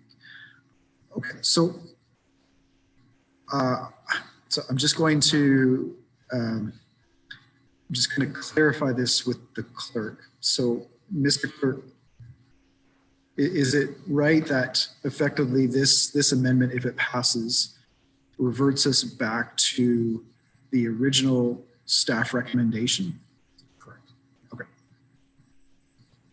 So that's, just to be clear, that is basically what this recommendation is. So what that means is that if this motion to amend is on the floor, then effectively it's basically the same debate as with the recommendation of administrative policies. So I always say to focus on the motion to amend, speak to the amendment. Effectively, speaking to the amendment is speaking to the contrast between the staff recommendation and the recommendation for administrative policies. Councillor Hill, it is your motion to amend. So is there anything else you wish wish to speak to it before I open up the floor to other speakers? I'm pretty sure it's all been said, Your Worship. Thank you. Okay, so now the floor is open. Question to staff, because I'm a little confused by where we are in the process. So do we have an amend, what the recommendation would look like if amended with this amendment? And can we compare it to the original amendment? It's not clear, despite assurances, that this is actually reverting to the unamended recommendation that was before the committee, because procedurally that the way to do that. So we're going to see if the clerks have the original recommendation, which would be the recommendation if the amendment passes. So just hold on one second. Here, Mr. Chair, we can put the motions up momentarily if you give us just a couple minutes, please. Thank you. I'll wait.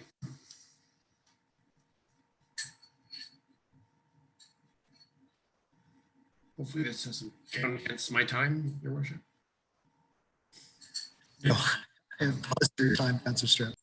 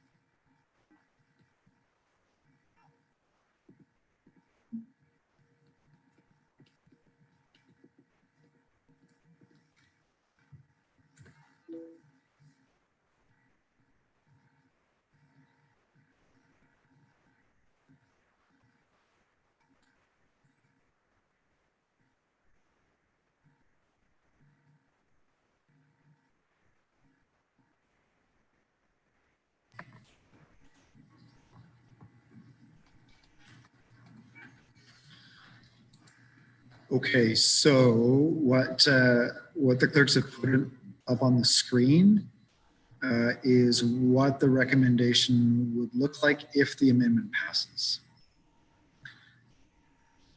So, Councillor Stroud, I will hand it. You can start the clock. So I've got on my second screen over here the original recommendation that was at the committee. I'm familiar with it, and it seems at the, the brief 30 seconds that was just up on our screen here that it appears to match. So I won't pursue that any further. I'm just going to go by what the original recommendation was. So the original recommendation did have that exact language for the clause about LTAS and Hermari. Okay, so to the amendment and to, as Your Worship stated, to the entire thing, because eventually we have to pass a bylaw. First of all, no matter what we do about this amendment, the most important aspect of this recommendation is that we license short-term rentals, which is unaffected by the amendment, this amendment or the previous amendment. So that remains either way, is not altered either way. And the second thing is that we collect the MAT tax, second most important thing. That also is not affected by either amendment. What this amendment really does is it makes us forces us to choose between Airbnb and Hermari for the data collection and for the for the company that we enter an agreement onto. And to that point, do we enter into an agreement with a company that provides software, technological support, and reports based entirely on online activity, as Hermari does, or with Airbnb, asking that we get that information, and there are clauses later in this recommendation where that information is spelled out of what information we want. And as the previous speaker said, Councillor Hill, it's pretty clear we're not going to get that from Airbnb. So the choice is less information with Airbnb or more information with a company that's objectionable to some of the hosts. That is really the question, and I've tried all along to find the compromise in the space in between.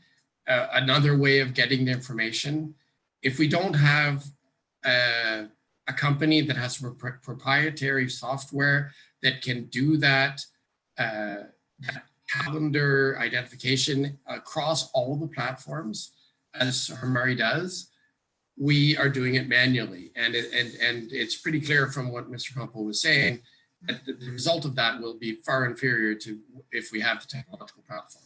The cost of the platform with Hermari, $18,000 for, I'm sorry, but that cost will be swallowed up by what we collect by the MAT.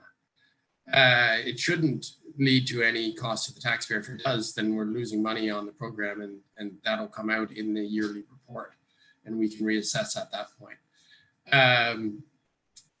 Before this came up, I just got to say, with having seen it go through all of the different steps, I'm okay with either outcome. I honestly, both amendments get the most important things in, which is the regulation and the MAT collected. And we're going to be reassessing in 4 months or a year either way, with the amended recommendation from the committee. I voted yes, by the way, or with the current amendment. You're going to get an accounting in a year, hopefully every year, for how the program is going. So I would say that the decision is somewhat philosophical between whether we enter into an agreement with a Canadian company that gives us a software analytical ability that we sorely need, or an American company that basically gives us what they want to give us. That's the way I would put it. I can live with either outcome, but I will be supporting this amendment rather than the one that came from my committee. Thank you. Okay, thank you. Next is Councillor Doherty.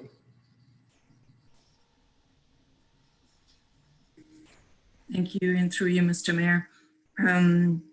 Very rich discussions tonight.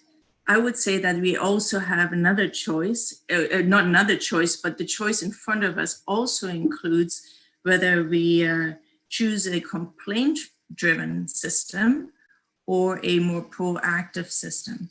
And the complaint-driven system means that we have to actually wait for residents in our neighborhood to get upset about parties and garbage, and then react.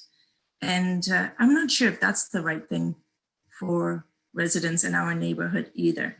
We know complaint-driven systems are very frustrating for us, as well as members in our community.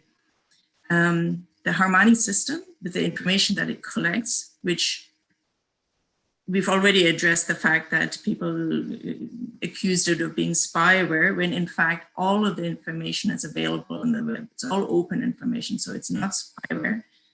And staff also confirmed that they're not collecting any private information. So, but Harmony is giving us an opportunity to be proactive and make sure our neighborhoods are also looked after. So not just the concerns for the hosts.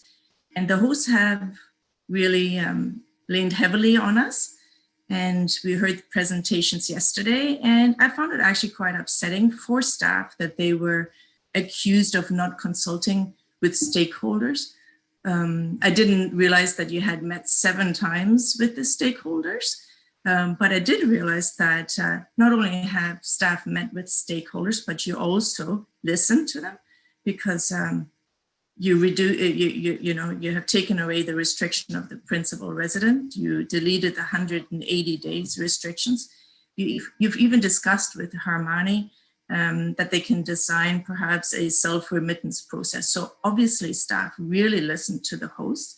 And I think on the other hand, I can understand the concerns that hosts have when we're introducing a licensing program. I think it's really important for hosts to recognize all of the hard work that has gone into this, and that staff have listened and that council have actually taken your concerns serious. And you can tell by the conversation today, nobody here is taking this lightly.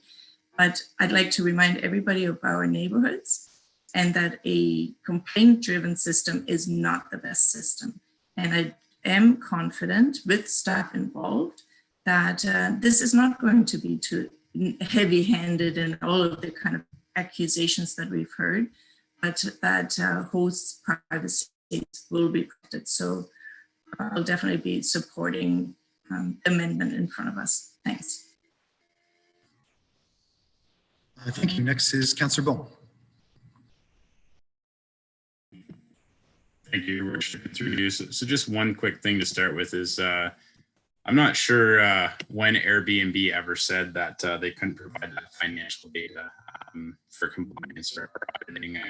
It kind of feels like we're having a conversation with half the party missing, because it would be really neat to have a representative from Airbnb actually here or involved in this process to tell us what they actually could and couldn't do before we go down this road. Unfortunately, that doesn't seem to be possible at this point, which is more to the shame of the entire process, I guess, and something that needs to be considered.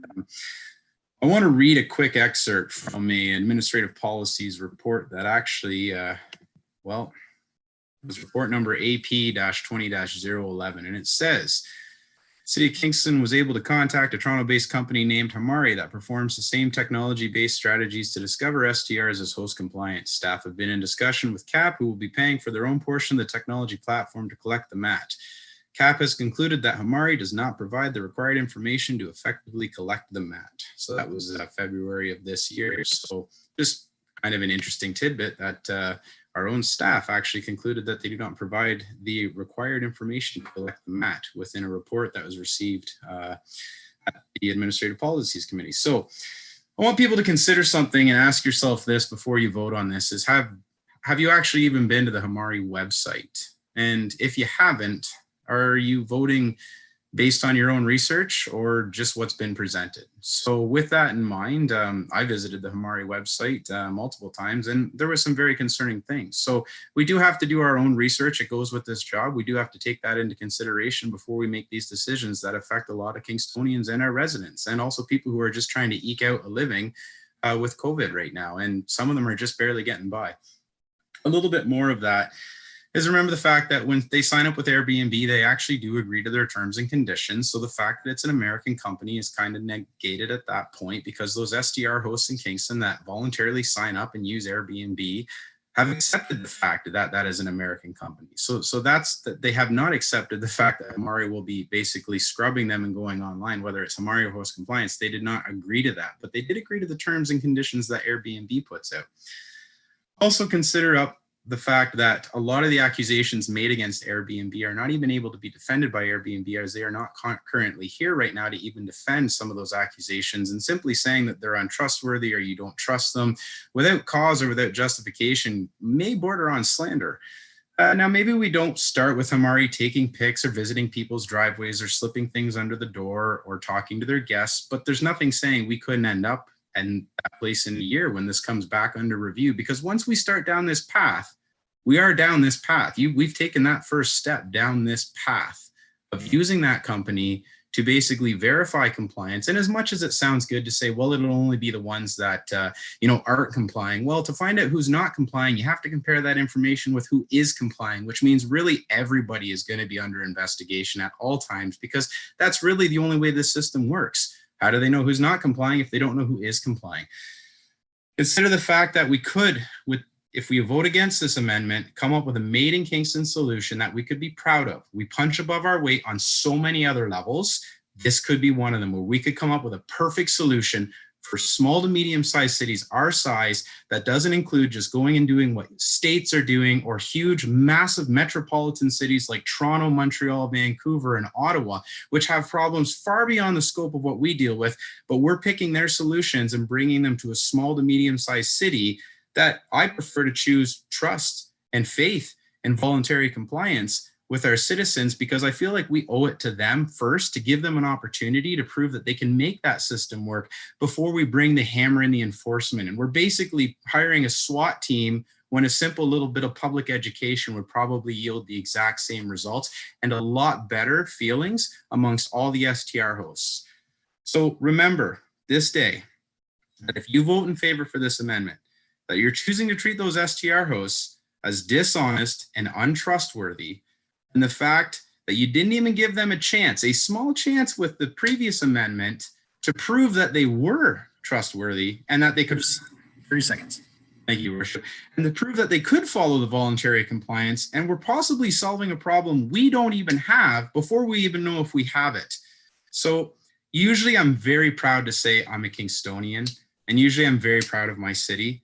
But today, if this amendment passes and we start down this road, it's just opening a Pandora's box to what we're going to do with all the other people who are not complying. And I would actually be ashamed and embarrassed that this day, this happened. And I'll point it out in the future that this started opening that door to spy on our own citizens. So please vote against the amendment. Thank you. Thank you. Next is Councillor Osterhoff.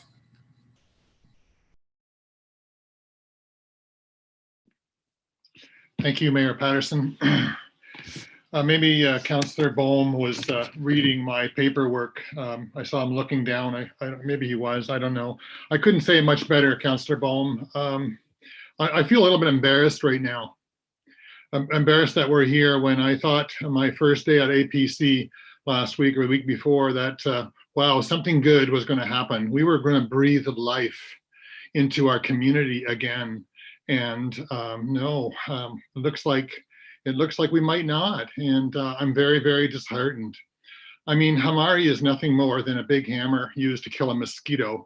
I mean, when we go back to really seeing why council wanted this 4 years ago, even before my first, I think it was, the substance isn't there for us to go this far.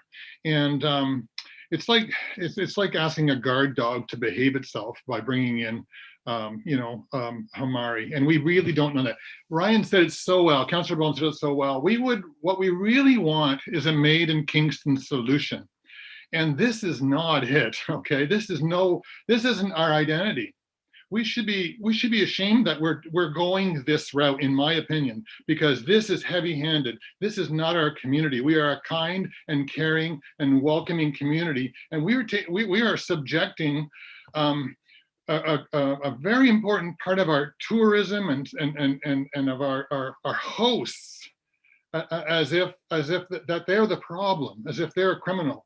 And I can tell you, I have been 20 years involved in regulatory business, and I am in the electrical world, and I have lived the regulatory world. And to go in a punitive and an authoritative model, we are heading for chaos.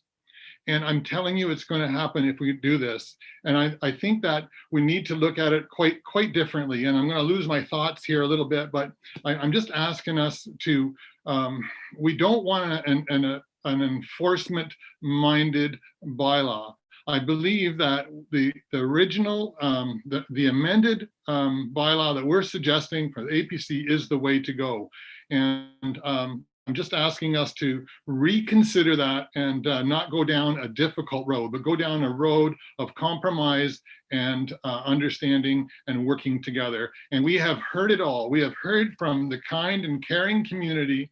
And the other thing is, we're not treating our hotels that way either. We're not treating our hotels because they would just tell us where to go. So, it's really, really shameful that we would bring up issues and like human trafficking and all that into this world when there is no data at all that says that any human trafficking occurs in short-term rentals. So, I'm really, really disappointed. And so I'll let it go from there, but I sure hope that we can say no to this and breathe life into what should be breathed life into. Thank you. Thank you. Next is Councillor Holland. Thank you, Mr. Mayor. Just a quick fact check on the human trafficking. We did actually a long time ago, receive information at council from from Kingston Police regarding the fact that they'd been tracing human trafficking through this area. And so there is information. We should perhaps look at that before we have local information. Maybe the statistics aren't as bad as what they are in other jurisdictions, but there is some data. There is some risk. That's not made up. I'm going to take this away from the hotel versus Airbnb conversation, regulation regarding taxation, etc. And even removing it from concerns over privacy, there are a lot of red herrings in this conversation.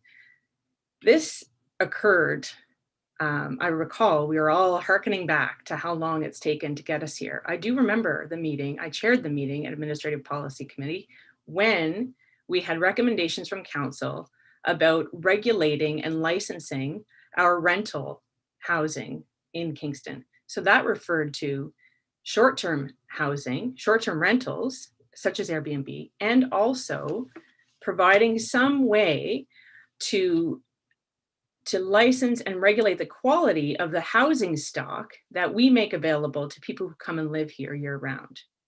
So those two items came to that same committee and got separated. One got deferred for an extended period of time for reasons that are probably quite obvious. The other is before us tonight. And the conversation that I think we need to have to hearken back to is what we've been talking about all along through our strategic priority about affordable housing, the lack of affordable housing, the lack of supply. We've heard about the reduction in housing stock. That information is before us. It's in the report. It is in the Mayor's Task Force on Housing. And if we want to ensure that we have the kind of regulations in place to protect our housing stock for people who are living here year round, and to ensure that people can make a living providing a service in the community and that they're regulated like any other business. That's what this is about. It's not about penalizing anyone. It's not about casting aspersions on any operation or any company, international or local. It is really about doing our work as elected representatives of this city, protecting the housing supply, ensuring that the people in the city are protected, and ensuring that visitors to the city are protected, and that all of their information and all the information exchange along the way is held to the highest standards that are regulated by other levels of government. So I think we're in pretty good shape if we proceed along the same lines as every other organization that has to look at these issues. I think we need to take the step forward and do what we said we would do and ensure a supply of affordable housing in the city. Thank you. And quality housing. Okay, thank you. Is there anyone else that wishes to speak? Councillor Chappell. I was hoping that Councillor Hutchison would speak first, but he always waits for me. It's a big fight, so you get to speak last. So Merry Christmas. Anyways, I argue that the policy committee should really do a lot of things. And I really thought that we had achieved the greatness of good in what we had done. We argued that there wasn't really sufficient consultation. And yes, they showed a slide that they saw 10 times. Well, I'm sorry. It amounts to less than 10 hours of consultation. It wasn't really consultation. And I will, because I've had that conversation. What I'm concerned with this approach, and I really like the eloquent remarks of Councillor Russoff and Councillor Bone tonight. Outstanding perspective. The aspect of human trafficking, the STR hosts have taken their own courses on that. They volunteered. They basically are very active in the community doing that. They're small business owners. They're people who are really demonstrating. Nobody's going to be happy with the proposal that we came out of APC with, because they're still, the whole process is 1 year limitation on the whole thing. I do agree with Councillor Bone that we haven't really discussed with Airbnb, and it's because we have been delaying even putting forward a motion for them to consider before they'll give us comprehensive written responses. We have not spoken with other hosts like Brockville down the road, who deals with Airbnb, to even find out if it's working for them or not. So it's like we're standing on the Grand Canyon. We are counselors on one side of the Grand Canyon and staff are on the other side. We get together once in a while, but there's a huge information gap that we don't get to see. So I'd like the clerk to put up a website that I asked him to search, because it seems that no one wants to be ready to read what it is on the Hamari website. I think, quite frankly, that what we should be doing is this gradual approach. I think that we are doing a real disservice to the residents of Kingston by demanding. So here it is on Hamari's own website. If you scroll down to point number 5, they will review and compile video and audio documentation of STR violations. I mean, here it is, short-term rental compliance. I'm aghast that we would even be considering this. And so it troubles me that we come forward with what we believe from a unanimously passed at committee would be a great compromise to get this out of committee that's been stagnant for 2 years of back and forth, to have something that would give staff an opportunity to collect the MAT tax, demonstrate the great citizens that we have in Kingston and the small business owners who are trying to pay their taxes because they're so high in the city. That I think we're really missing the opportunity of demonstrating leadership, rather than instead what we're doing is throwing out aspersions that we can't verify, can't debate, because the parties being slandered are not at the table. And I find that is not becoming of a like, we can banter back and forth between fellow councillors on our own items, but to attack a multinational company or any party that's not able to speak for themselves, including the residents who were disenfranchised yesterday by speaking and giving their heart with 3-4 presentations, and then having to wait another evening, and then having a staff presentation that then tries to sway the perspectives of our members of council. Highly irregular and really untoward the residents of our city. And I find it quite troubling that we're in that situation. And I think that the bylaw that went back to policy admin, I think we're going to do some significant changes. So I'll just put the clerk on notice on that. The bylaws that we have running our city are definitely going to be thoroughly scrubbed. So thank you very much for motivating me to drive change. And I will not be supporting this amendment. Thank you. Next is Councillor Hutchison. Thank you. I'd like to ask a question of staff, if I may. Would Ms. Agnew tell us what we are asking Hamari to do? And I ask that in the context that I did go on the Hamari site, and it's all, you either buy in or you don't buy in. And you pay them for for the relative amount of things that you want them to do, seems to me. So I'm just asking Ms. Agnew if she would, the Commissioner, if she would tell us what we are expecting Hamari to do. Commissioner Agnew? Yes, thank you, and through you. So just to verify and to reiterate what I said before, the staff recommendation with respect to Hamari is 2 parts. One is related to the address identification module and all of the purposes that we've discussed tonight with respect to that part of the software. The second part was that Hamari was prepared to create a customized self-remittance portal for MAT collection. And also, just to go back and provide a bit of additional information, Councillor Bohm is correct that back in February, we were of the opinion that Hamari wasn't able to provide our needs with respect to MAT collection, but that is something that we worked on with them over the 6 months subsequent to that meeting to arrive at the recommendation that's here tonight.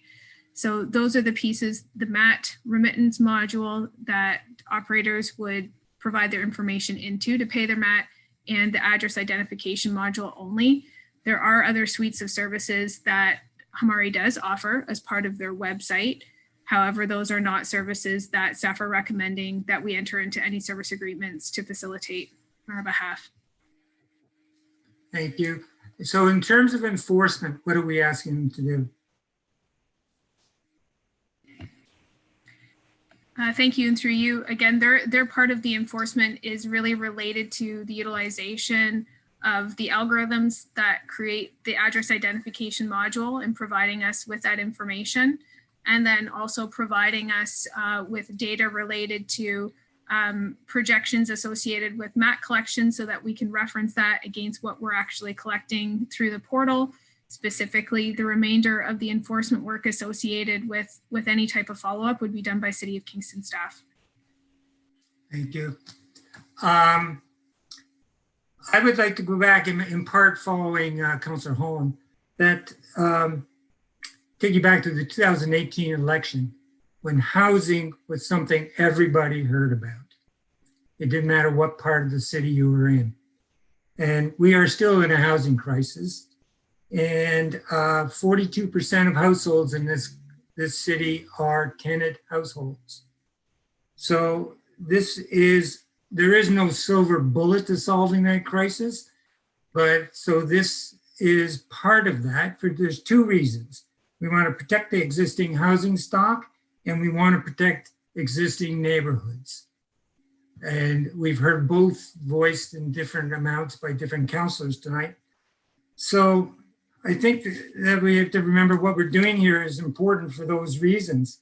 Now, I asked the questions before, what is the extent of the city's knowledge of the STR market? I did that by bringing up certain statistics regarding the host association relative to the number of available STRs that we have.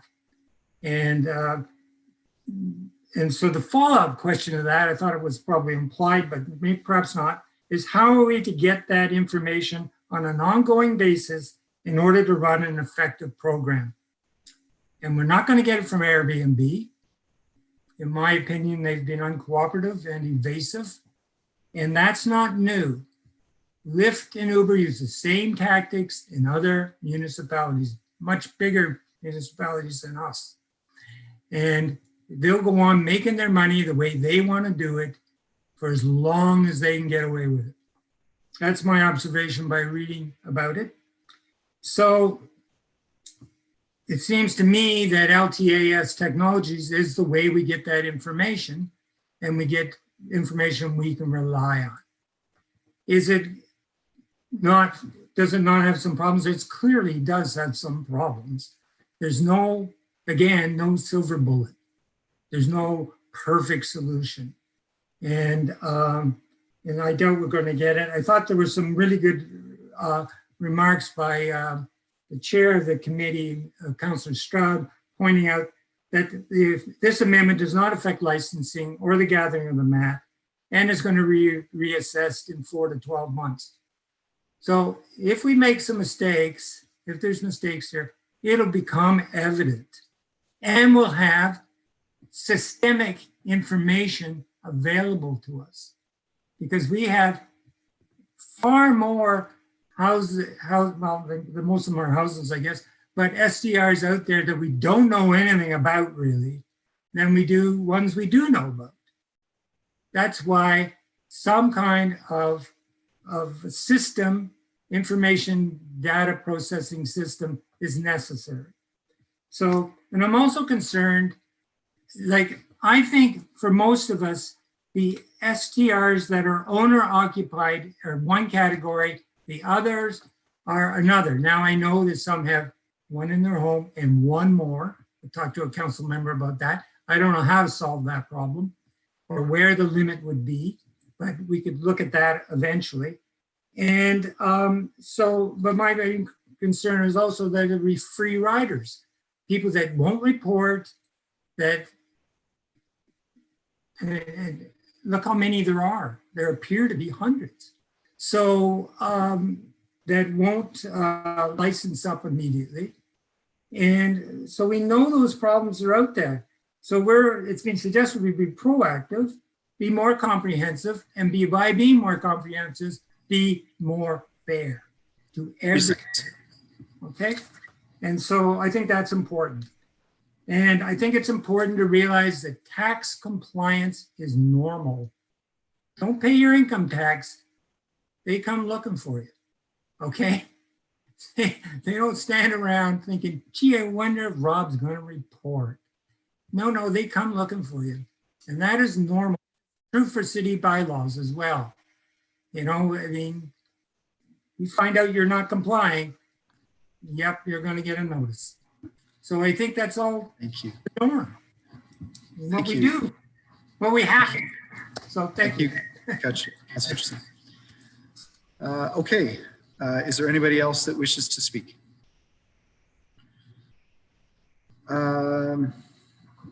Deputy Mayor, would you take the chair?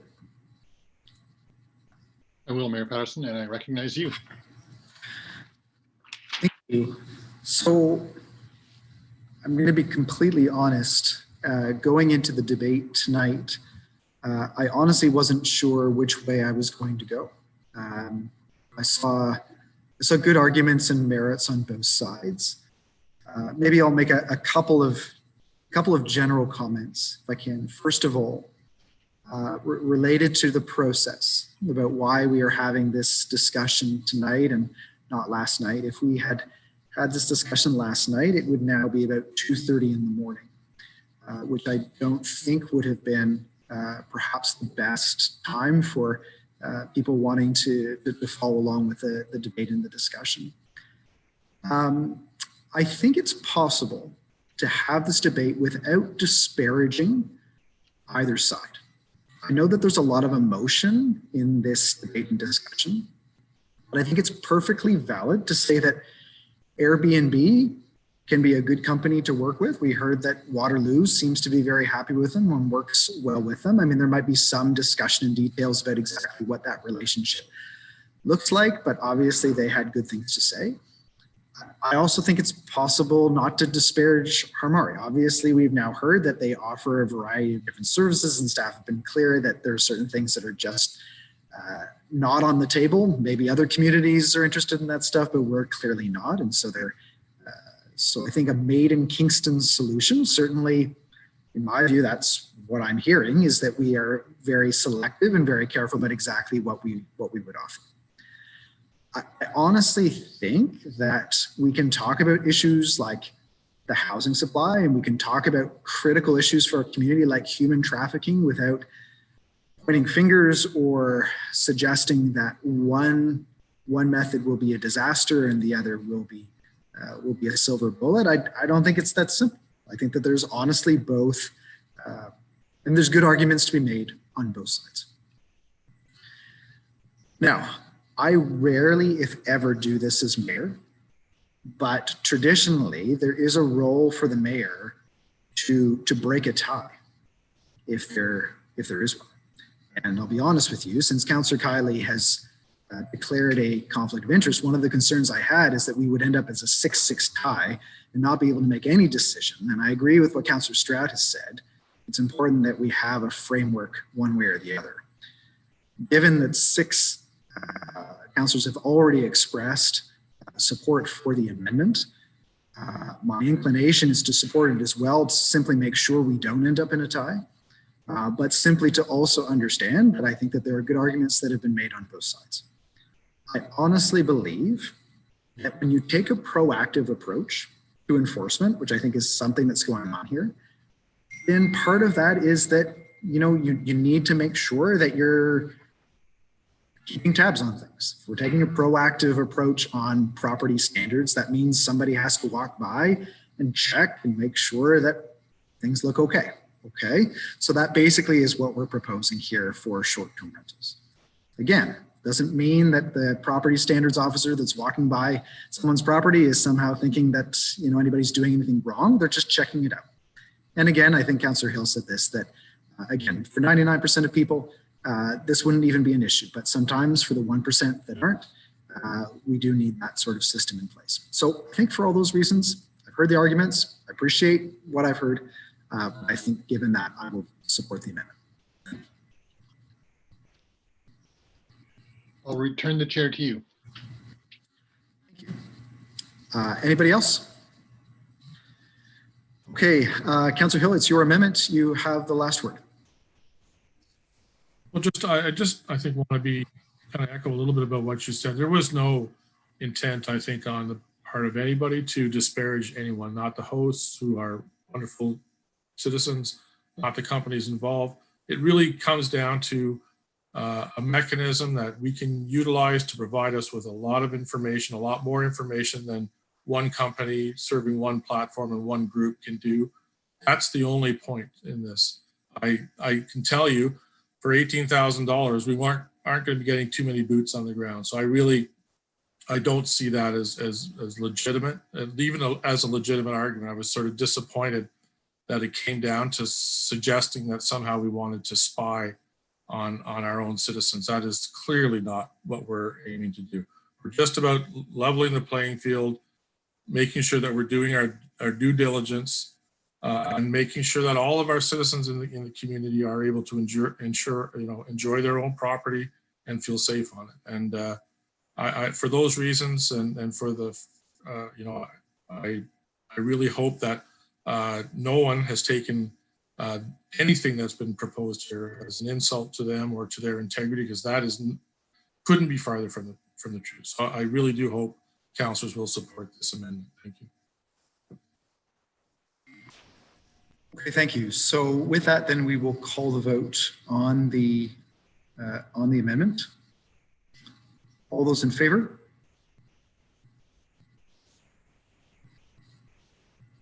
Opposed? Okay, and that carries by a vote of 8-5. Councillor Bohm, Chappelle, McLaren, Osterhoff. Sorry, I apologize. It's 8-4. Sorry.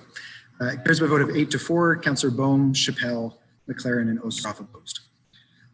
Okay, so now we are on the amendment, the recommendation from the Administrative Policies Committee as amended. Any discussion? Councillor Bohm, you've already spoken to the main recommendation. Sorry, was there just had you unmute there? Sorry, I believe I only spoke to the amendment because I had Councillor Stroud, Councillor Bohm, Councillor Neal, and then Councillor Hill on the main recommendation. So I'm just looking for anybody else that has not spoken to the main recommendation that wishes to speak. But it's now as amended, correct? Yeah, if it's amended, that doesn't reset.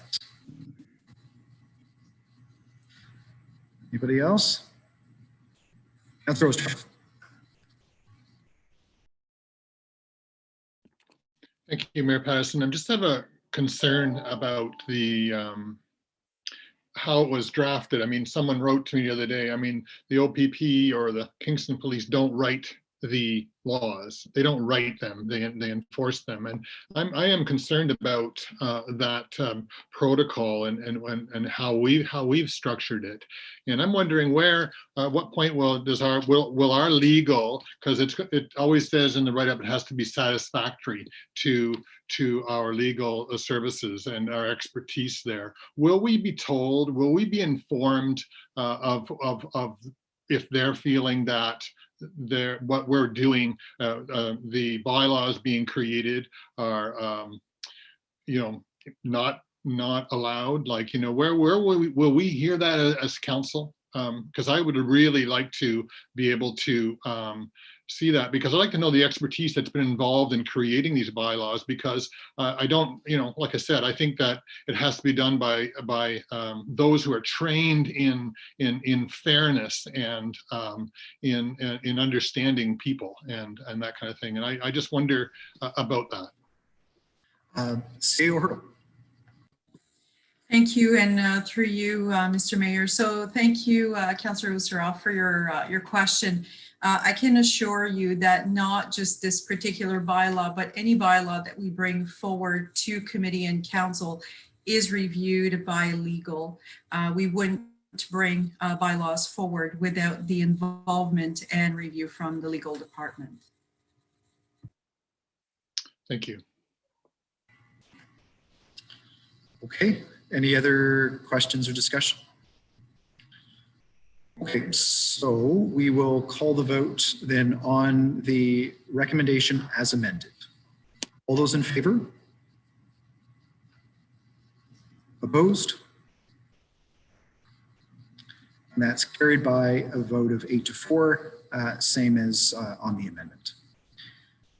Okay, folks, it's 8:50. We have a little bit more of our agenda and we have 3 new motions. I would suggest this will take a 10-minute break just to catch our breath, and then we will reconvene at 9:01.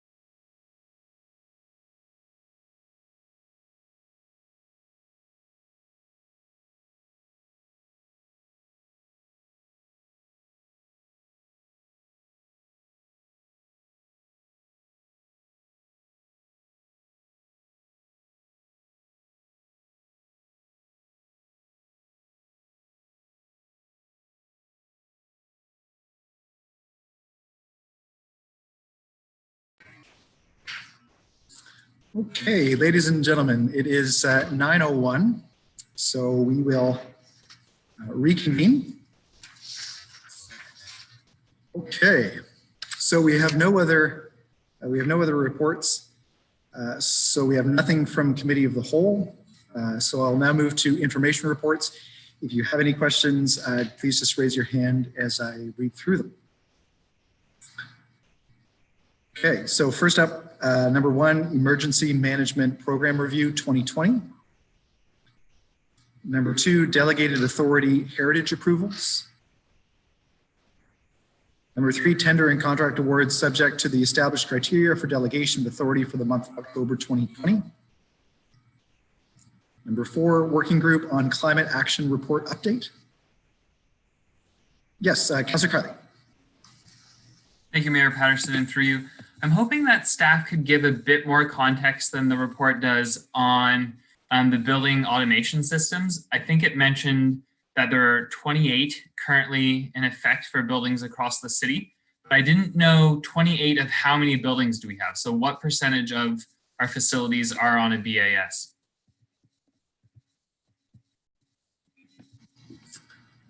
Who let answer that? Yes, Commissioner Joyce.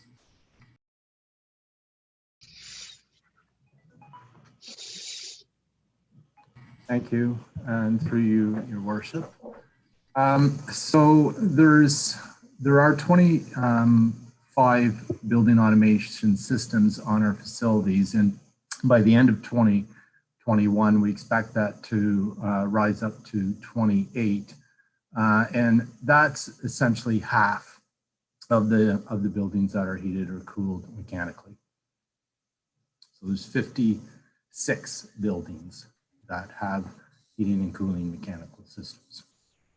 That's excellent. I'm glad to hear it. I think that's a good starting point, and looking forward to when we can get to 100%. So a follow-up to that is there any sense of how many emissions this has reduced, having that many on a BAS? Or how many, maybe you could phrase it another way, which is how many emissions do we stand to cut by adding more and more facilities onto a BAS? So it's a little difficult to come up with a hard number on there. What we've seen since 2011, since we started with the energy consumption measures, and which to a large degree is the BAS systems, we've seen a 34% reduction in the GHG emissions. I can see if we can get some information to council about what we expect as we bring on the remaining systems over the next few years. That's an interest you'd like to see. I'm more than happy to provide that.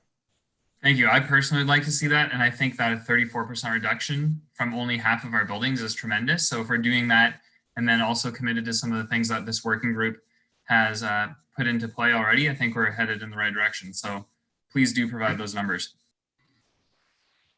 Thank you. We also saw Julie, Ms. Salter-Keene was also her hand up there just a minute ago. Ms. Salter-Keene, was there anything else that you wanted to add? No? Okay. Great. Okay. Seeing no other questions, then we'll continue. At number 5, Third Crossing Quarterly Update Q4 2020. Councillor Chappelle. I'd like to say that I'm very impressed with the progress of Third Crossing. Councillor Oosterhoff and I had the pleasure of walking across this causeway, seeing the progress. And I've been informed it's on budget and certainly on time. And I'd like to give accolades to the engineering team and as well as the construction crew that are working on it. Thank you. Thank you. We have no information reports from members of council. Miscellaneous business. So we do have first new motion number 1, looking for a councillor to be appointed to the Community Safety and Wellbeing Committee. Is there somebody that would like to volunteer for that? Yes, Councillor Neal, is that your hand? Okay. Anybody else that wants that spot? Okay, Councillor Neal, I think you're officially acclaimed. So the motion will read, that Councillor Neal be appointed to the Community Safety and Wellbeing Committee for a term ending December 31st, 2021. Can I have a mover and a seconder, please? Moved by Councillor Holland, seconded by Councillor Kiley. All those in favor? Opposed? And that's carried. Number 2, that the resignation of Councillor Doherty from the Arts Advisory Committee and the Arts, Recreation, Community Policies Committee be received with regret. And so we need a councillor to volunteer for the Arts Advisory Committee. Do I have a volunteer? Councillor Osterhoff. Thank you. And the councillor to be appointed to the Arts, Recreation, and Community Policies Committee. Do I have a volunteer? Councillor Holland.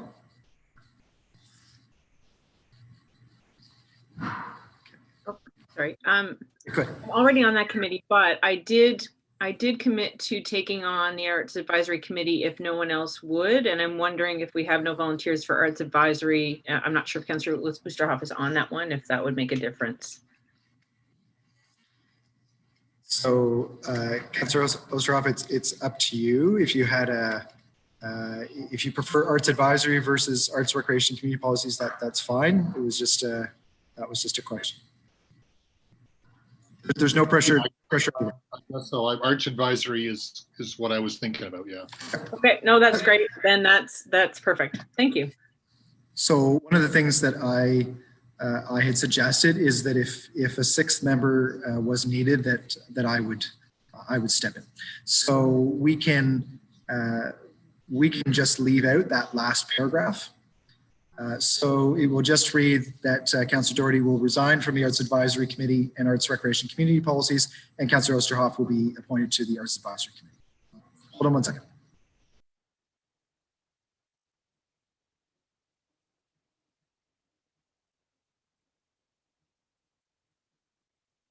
We understand. So we have a complication, ladies and gentlemen, and the complication is that the councillor that sits on the Arts Advisory Committee must also sit on the Arts, Recreation, Community Policies Committee. That's fine. So, Councillor Osterhoff, are you okay to take on both? Oh yes, you can hear me. Sorry. Probably. I don't. Are they double the number of meetings? I did look it up. I didn't know. Or is it just? Is there? Can some? I didn't read that part. I didn't look up Arts and Rec. Just a little sidebar with the clerks. Just talk amongst yourself. I don't see it on my list. Okay. So just to confirm, Councillor Osterhoff, the only way that you can take Arts Advisory, it's a package deal. Yeah. You have to take Arts, Recreation, Community Policy. I understand. Yeah, I'll take it for a year if I'm chosen to do that. I'm offering myself. Yes, thank you. Done. Sold. Okay, so we now have a motion that will see Councillor Osterhoff appointed to both those committees. If there's nobody else that wishes to challenge him on either of those, can I have a mover and a seconder then for that motion? Moved by Councillor Holland, seconded by Councillor Chappelle. All those in favor? Opposed? And that's carried. Okay, number 3. That the resignation of Councillor Stroud from the Nominations Advisory Committee received with regret, and that Councillor, so we need a councillor to be appointed to the Nominations Advisory Committee. Councillor Osenek, you're volunteering? Okay, thank you. Okay, seeing no other hands, then we will, the motion will read that Councillor Osenek will be appointed in place of Councillor Stroud. Can I have a mover and a seconder for that motion? Moved by Councillor McLaren, seconded by Councillor Hutchison. All those in favor? Opposed? And that's carried. Okay, on to new motions. New motion number 1, moved by Councillor Holland, seconded by Councillor McLaren. Whereas gender equality and the principle of diversity is enshrined in the Canadian Charter of Rights and Freedoms and ensures that everyone can participate fully in democratic society. Whereas gender equity and diversity at all levels of policy development is key to ensuring higher quality of life for all residents in the city of Kingston. Whereas societal and systemic barriers exist for underrepresented groups such as women, persons with disabilities, and racialized peoples that prevent full participation in leadership roles across society, including committees, boards, and elected office in the city of Kingston. Whereas the Federation of Canadian Municipalities has produced a framework to guide municipalities in improving diversity and gender equity entitled Run, Win, and Lead Toward Parity in Municipal Politics, Municipal Sector Framework for Achieving Gender Parity in Local Government. Therefore, be it resolved that staff provide recommendations to Council by Q2 2021 on increasing rates of underrepresented people on municipal committees and boards and incorporating the equity goals from the FCM framework for the 2022 municipal candidate nomination process. Councillor Holland, you have the floor. Thank you, Mr. Mayor. Okay, so the motion is so there's I'll give a bit of background. So this is something I've been thinking about for a while. It's an area that I'm quite interested in actually, particularly women's involvement in politics. And so there are organizations like Equal Voice, which is a national organization that measures participation of women in politics. I'm sure probably some of you have received surveys from a number of different academic institutions as well. There's lots of research taking place on who is involved in politics and how they first get involved, because we're beginning to recognize more and more that the goal of equity and inclusion, the goals of equity and inclusion mean that we need to have people in representative roles that represent the diverse backgrounds of our communities. So this is something that is a priority. It's been a strategic priority here in the city for a while, often in combination with economic development through our immigration strategy. So we've often looked at trying to grow the city and encourage people to come here from all over the world. And if that's an objective, we need to make a real genuine effort to create opportunities to make people feel like they belong and that they can contribute. So this motion is about equity. We all know that it's challenging to be here. It took a lot of work to get to this place, and it is a privilege that we recognize that when we are here, when we do have the faith in constituents to come and represent them. I've always been interested in the fact that a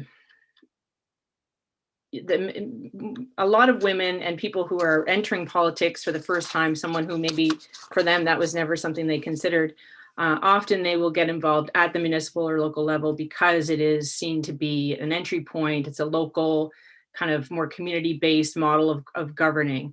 At that level, however, we don't have institutions in place that can seek candidates, that can vet candidates, look for different backgrounds in candidates. And we see that at the provincial and federal level, that's one of the things that the party system does.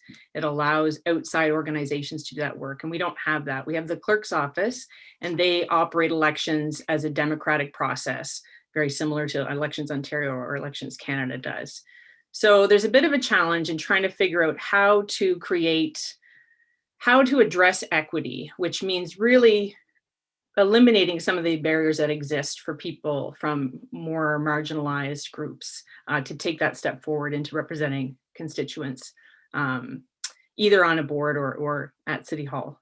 So what this motion is asking for is to get some more information on best practices, to look at what's already been done, all the research that has been accumulated by Federation of Canadian Municipalities on this issue, and to try to bring forward to council some ways that we can do a better job of encouraging women. Just thinking about women as an example, because I do have that information. In the last campaign, 2018, we had of the 32 candidates across the city, 9 were women. And of the 12 districts, 8 had no female candidates running. So the real challenge is to make sure that women, for example, using that one group, that there are no barriers to entering the process. And that is something that I think that we can do in a very nonpartisan way, in a way that encourages our citizens to get involved. And there are lots of things that we can look at to reduce those barriers, and information provision, all those things. There's lots of really simple things, actually, communications wise. So that's really what this is looking for, and I hope you'll support it. Okay, thank you. Is there anybody else that wishes to speak? Councillor Kiley. Thanks, Mayor Patterson. Through you, I'm not familiar with the framework. Truth be told, I didn't have a chance to read it. So I hope, Councillor Holland, you don't mind me asking a question, because a resident of mine reached out to me about this, and she was interested in, I guess, invisible minority statuses, so things that we might not be able to see at first glance, and people being essentially forced to self-disclose. I'm wondering if that is part of this. Like, will people have to provide certain information on, say, candidate applications, or is it something that would be voluntary? Sorry again to put you on the spot. Yeah, no, that's a good question. Thinking about declaring oneself as an equity-seeking candidate for, I guess there are two different processes. If you think about the nominations committee or nominations advisory committee, for example, yes, for sure. If we have a policy, which we don't at the moment, but if there was a policy that said that priority would be given to equity-seeking candidates, just like many HR policies have, if we had that at nominations advisory, then I think something like that, a disclosure would be required for that consideration. For candidates for a run for whatever municipal political position, the idea is not so much more to identify oneself to the public as it is to have a whole bunch of resources available to communicate, first of all, so that people are aware that of what that role entails and how they might put themselves forward or start the process or whatever. So all that information, that's the one side, the information part. And the second side is the resource part, where if there are networks, say, in other cities, or if there are organizations that support, let's say, an equity-seeking group, that people are connected with those resources in order to support them in their endeavors. I guess one of the ideas that I guess I could imagine coming up with. Yeah, no, that is helpful. Okay, so I might take some of that and respond to her. I appreciate it. Okay, is there anybody else? Councillor Holland, the clerk had reminded me that you had a small friendly amendment you wanted to make to the motion. So since you have the floor again, you can feel free to put that amendment forward. Yes, thank you. And I believe I sent it to the seconder, so I hope that this is okay. Clause 3, the terminology that we put in, I definitely have to say I gave it due consideration, because we're using certain terms means ensuring that you get the most representation, or the most sort of like that the study is capturing the widest information, etc. So it's really important. And it's also important, I guess, to think about how equity-seeking members of the community identify themselves. So I wasn't exactly sure if BIPOC was the right phrase, if that was something that was sort of commonly used. And I didn't put it in originally, but then noted that the new motion 2 uses that terminology. So I thought that for clause 3, if we could please amend to remove racialized peoples and insert BIPOC. Is everyone clear on that amendment? Okay, anybody that needs clarification there?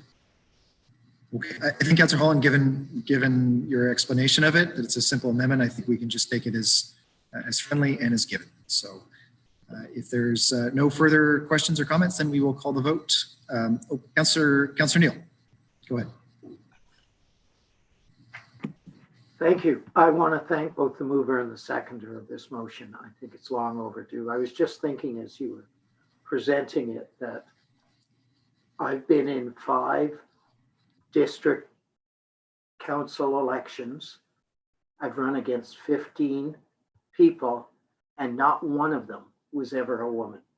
And that's a kind of sad statement over what amounts to 20 some years. So I look forward to having better gender balance on future councils. Thank you. Thank you. So with that, we will call the vote on new motion number 1. Sorry, Councillor Holland, did you Sorry, go ahead. You have the floor. Yeah, that's great. Sorry, I wanted to say two quick things. Just because Councillor Neal mentioned that, yeah,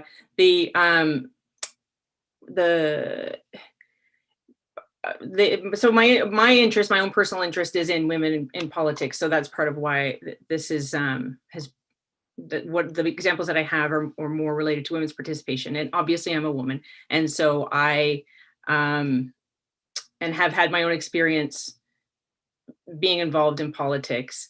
I thought when in the last campaign, when we went from 4 women of 13 members of council down to 3, it was just a really discouraging sign. And it's not to say, it's any one individual person or policy or anything like that. There are lots of variables, but it certainly made me realize that it's not something that we can take for granted, that we've had really excellent representation at the municipal level from female councillors and mayors. And so it's more a matter of encouraging, finding out what's going on. There are potentially lots of structural things like time of day, meetings, etc. Again, information sharing about what it means to run an election campaign, things like that, that would really help. And I think it would be a huge benefit to do that work for ourselves, but I think it'll also be something that other municipalities will draw on eventually. I've done some research, and there are not a lot. There are a lot of municipalities have different sort of gender and diversity type initiatives, but I think showing leadership at the council level and saying, yeah, it's not that straightforward for us to come up with something, but it's really important. I just want to encourage everyone to think a little bit more broadly about it too. Thank you. Thank you. So with that, we will call the vote then on new motion number 1. All those in favor? Opposed? And that's carried. Okay, number 2, moved by Councillor Hutchison, seconded by Councillor Osanek. Whereas considerable concern has been raised in Ontario, Canada, and across North America with the relationship with Black, Indigenous, and people of color, BIPOC, the Black Lives Matter movement, and police services. Whereas City Council has been requested by community members to change the nature of policing to remove bias against BIPOC and or to defund the police in whole or in part and redistribute those resources to social economic programs more benefiting those populations. And whereas there have been previous attempts by Kingston City Council and the Kingston Police Services in the mid-2000s to improve police services relating to BIPOC. And whereas the Kingston Chief of Police has indicated that police services are working to improve relations and services with BIPOC and removing systemic racism from police services. Therefore, be it resolved that Kingston City Council invite the Kingston Chief of Police to provide a briefing January 19th, 2021 before city budget talks to indicate how the police budget is constructed to deal with the concerns raised by BIPOC and Black Lives Matter and how those elements are related to other priorities in the police budget. Okay, Councillor Hutchison, you have the floor. Thank you. So I think this segues from the last motion fairly seamlessly. So the purpose of this, we all have received the emails and regarding BIPOC and Black Lives Matter concerns, and they have been difficult to respond to because there are many issues involved. And I just felt as a council, because I can speak for myself, I have certainly heard from individuals in Kingston about this and talked to them about it, that we should at least acknowledge that we've received those emails as a full council and that we are responding in appropriate ways. I think most of the motion is self-explanatory, but the central part of it is you don't have to believe in defunding in whole or in part. It's a matter of recognizing deep concern on the part of the population, including people that are part of the BIPOC populations, and respecting that. And so I have talked to chief of police about this. I think she's willing to do this, and basically, if you notice in the resolve clause, it asks that we look at that she speak to the resources that are being directed towards initiatives that she has spoken in the media that she's undertaking and that the police services is undertaking. And also I want it related to other aspects of the budget as well, because perhaps it seems to me what gets lost is that the police serve many different aspects. There are many services in police services, and we need to recognize that. And then we can think afresh about it. It's going to come to budget.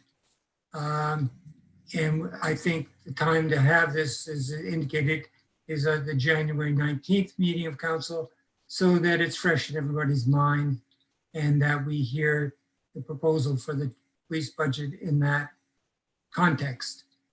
So it's really about informing ourselves. And I'm not asking anyone to draw any conclusions.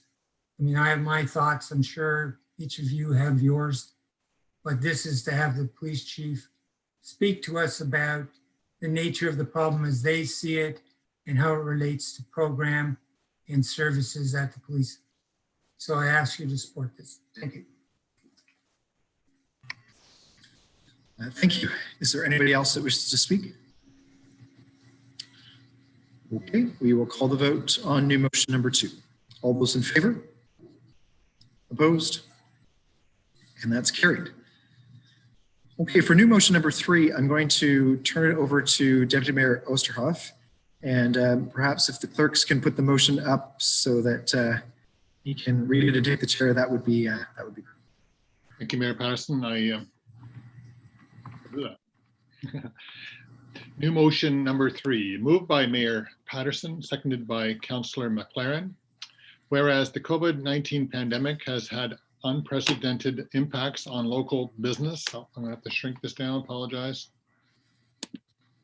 Over the last 9 months, including restricted and limited business operations. And whereas the City of Kingston implemented a number of measures in 2020 to support businesses, including property tax deferrals and waiving of certain license fees. And whereas some businesses have recently approached the City of Kingston to request deferral of property taxes in 2021 and deferral waiving of business license fees, which are due by January 2021. And whereas it is anticipated that there will be a broader community vaccination in place in the fall of 2021, which may help businesses adjust and increase their operations. Therefore, be it resolved that council delegate staff with the authority to grant deferral of business license fees until October 2021 based on a request basis which needs to demonstrate the ongoing impact of COVID-19 on the operations of the businesses, and that council directs staff to report back on a process and category of businesses that could be considered for property tax deferrals in 2021 as part of the 2021 budget process in January. We got you back. Okay, so any discussion? That's what we move to. Yes, Mayor Patterson, first.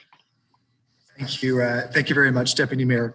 And I do appreciate Council's vote of support to put this on the agenda as a last minute addition. See from the motion, there's a couple of pieces that the motion speaks to. One is deferral of business license fees. The other is looking at a process for deferral of property taxes. In both cases, looking at businesses that are obviously experiencing the impacts of COVID-19 still.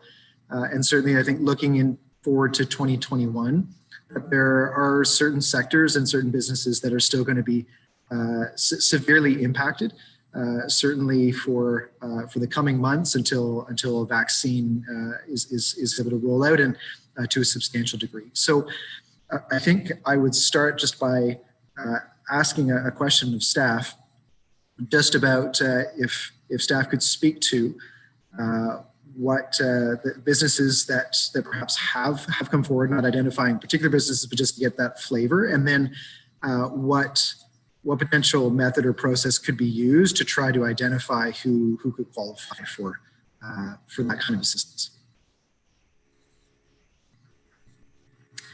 Yes, who from staff would like to address that question?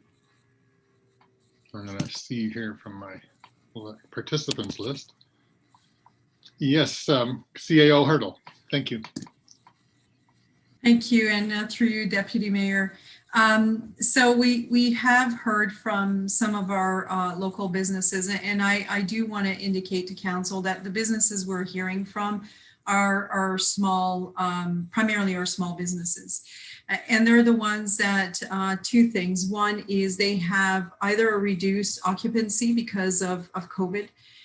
So this would not necessarily apply to those businesses that can still operate quite well with a maximum of 50 people, but we do have businesses that typically their model of operations would see much larger numbers than 50, and now they've had to reduce substantially, and that's definitely impacted their ability to raise revenues.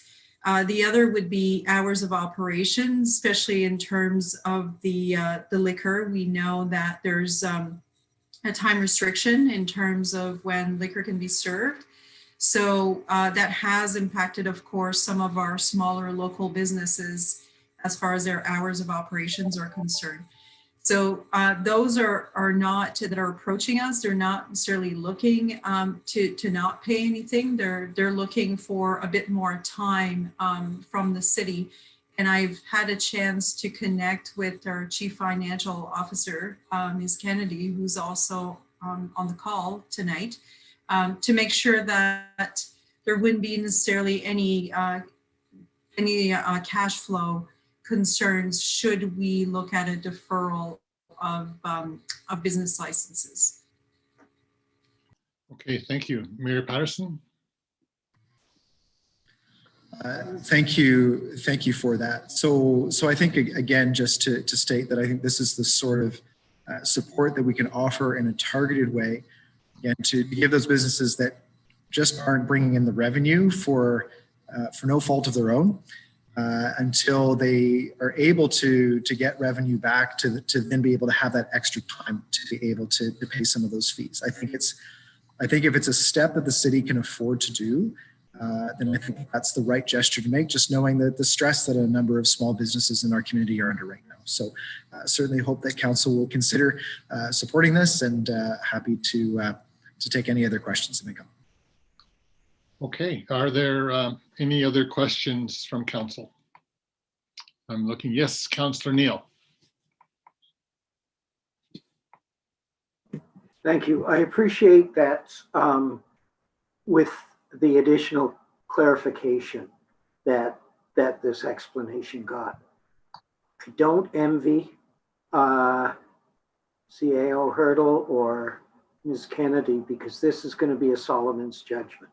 I mean, who rightfully deserves this opportunity? It shouldn't be blanket. I know Trump has given everybody, including billionaires, $600 of COVID relief. Clearly, this isn't intended to be that kind of thing. From what your explanation is, people should display a certain clear need to receive this forgiveness, and it's a deferral and not a writing off of taxes or license fees. And so I'm much more comfortable with the more detailed explanation, and I can support it. Thank you. Okay, thank you for that. Anyone else? May have to wave or use the flag. Am I missing anybody? Speak up otherwise. I see no one else wishes to speak. Mayor Patterson, would you like the final word? Okay, you're done. So let's take a vote on this. All in favor of the motion? And is someone going to count for me? Can't see it all, Mr. Clerk. Okay, I think that's unanimous. Yes. And I pass the chair back to you, Mayor Patterson. Thank you very much. So with that, we have no further new motions on the agenda. Are there any notices of motion? Okay, seeing none. Mr. Clerk, calls for minutes, please. Moved by Councillor Bowen, seconded by Councillor Hutchison, that the minutes of City Council meeting number 1-2021 held Tuesday, December 1st, 2020 be confirmed. All those in favor? Opposed? And that's carried. Okay, we have some tabling of documents, number of communications. Is there any other business? Mr. Clerk, calls for bylaws, please. Okay, we have 4 bylaw votes tonight. Councillor Kiley, you are excused from the first bylaw vote as they deal with the short-term rental licensing.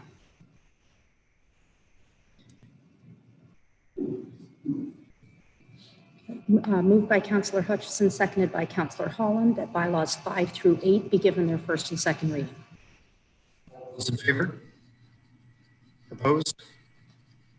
And that's carried. And Councillor Kiley can return now, please. Thank you very much. Second bylaw vote, moved by Councillor Hutchison, seconded by Councillor Holland, that bylaws 1 through 3, 9, and 4 be given their first and second reading. All those in favor? Opposed? And that's carried. Moved by Councillor Hutchison, seconded by Councillor Holland, that clause 11.36 of bylaw number 2010-1 as amended be suspended for the purpose of giving bylaws 1 and 2 3 readings. All those in favor? Opposed? And that's carried. And our last bylaw vote of the evening, moved by Councillor Hutchison, seconded by Councillor Holland, that bylaws 1 through 3, 9, and 4 be given their third reading. All those in favor? Opposed? That's carried. Well, that brings us to the end of our last meeting of 2020. The beginning of 2020. This is how our last meeting would go on a Zoom screen. Wish everybody a wonderful holiday and look forward to seeing everybody in January. Motion to adjourn. Moved by Councillor Hutchison, seconded by Councillor Bowen. All those in favor? Opposed? And we're adjourned. Thanks very much, everybody. Merry Christmas, happy holidays.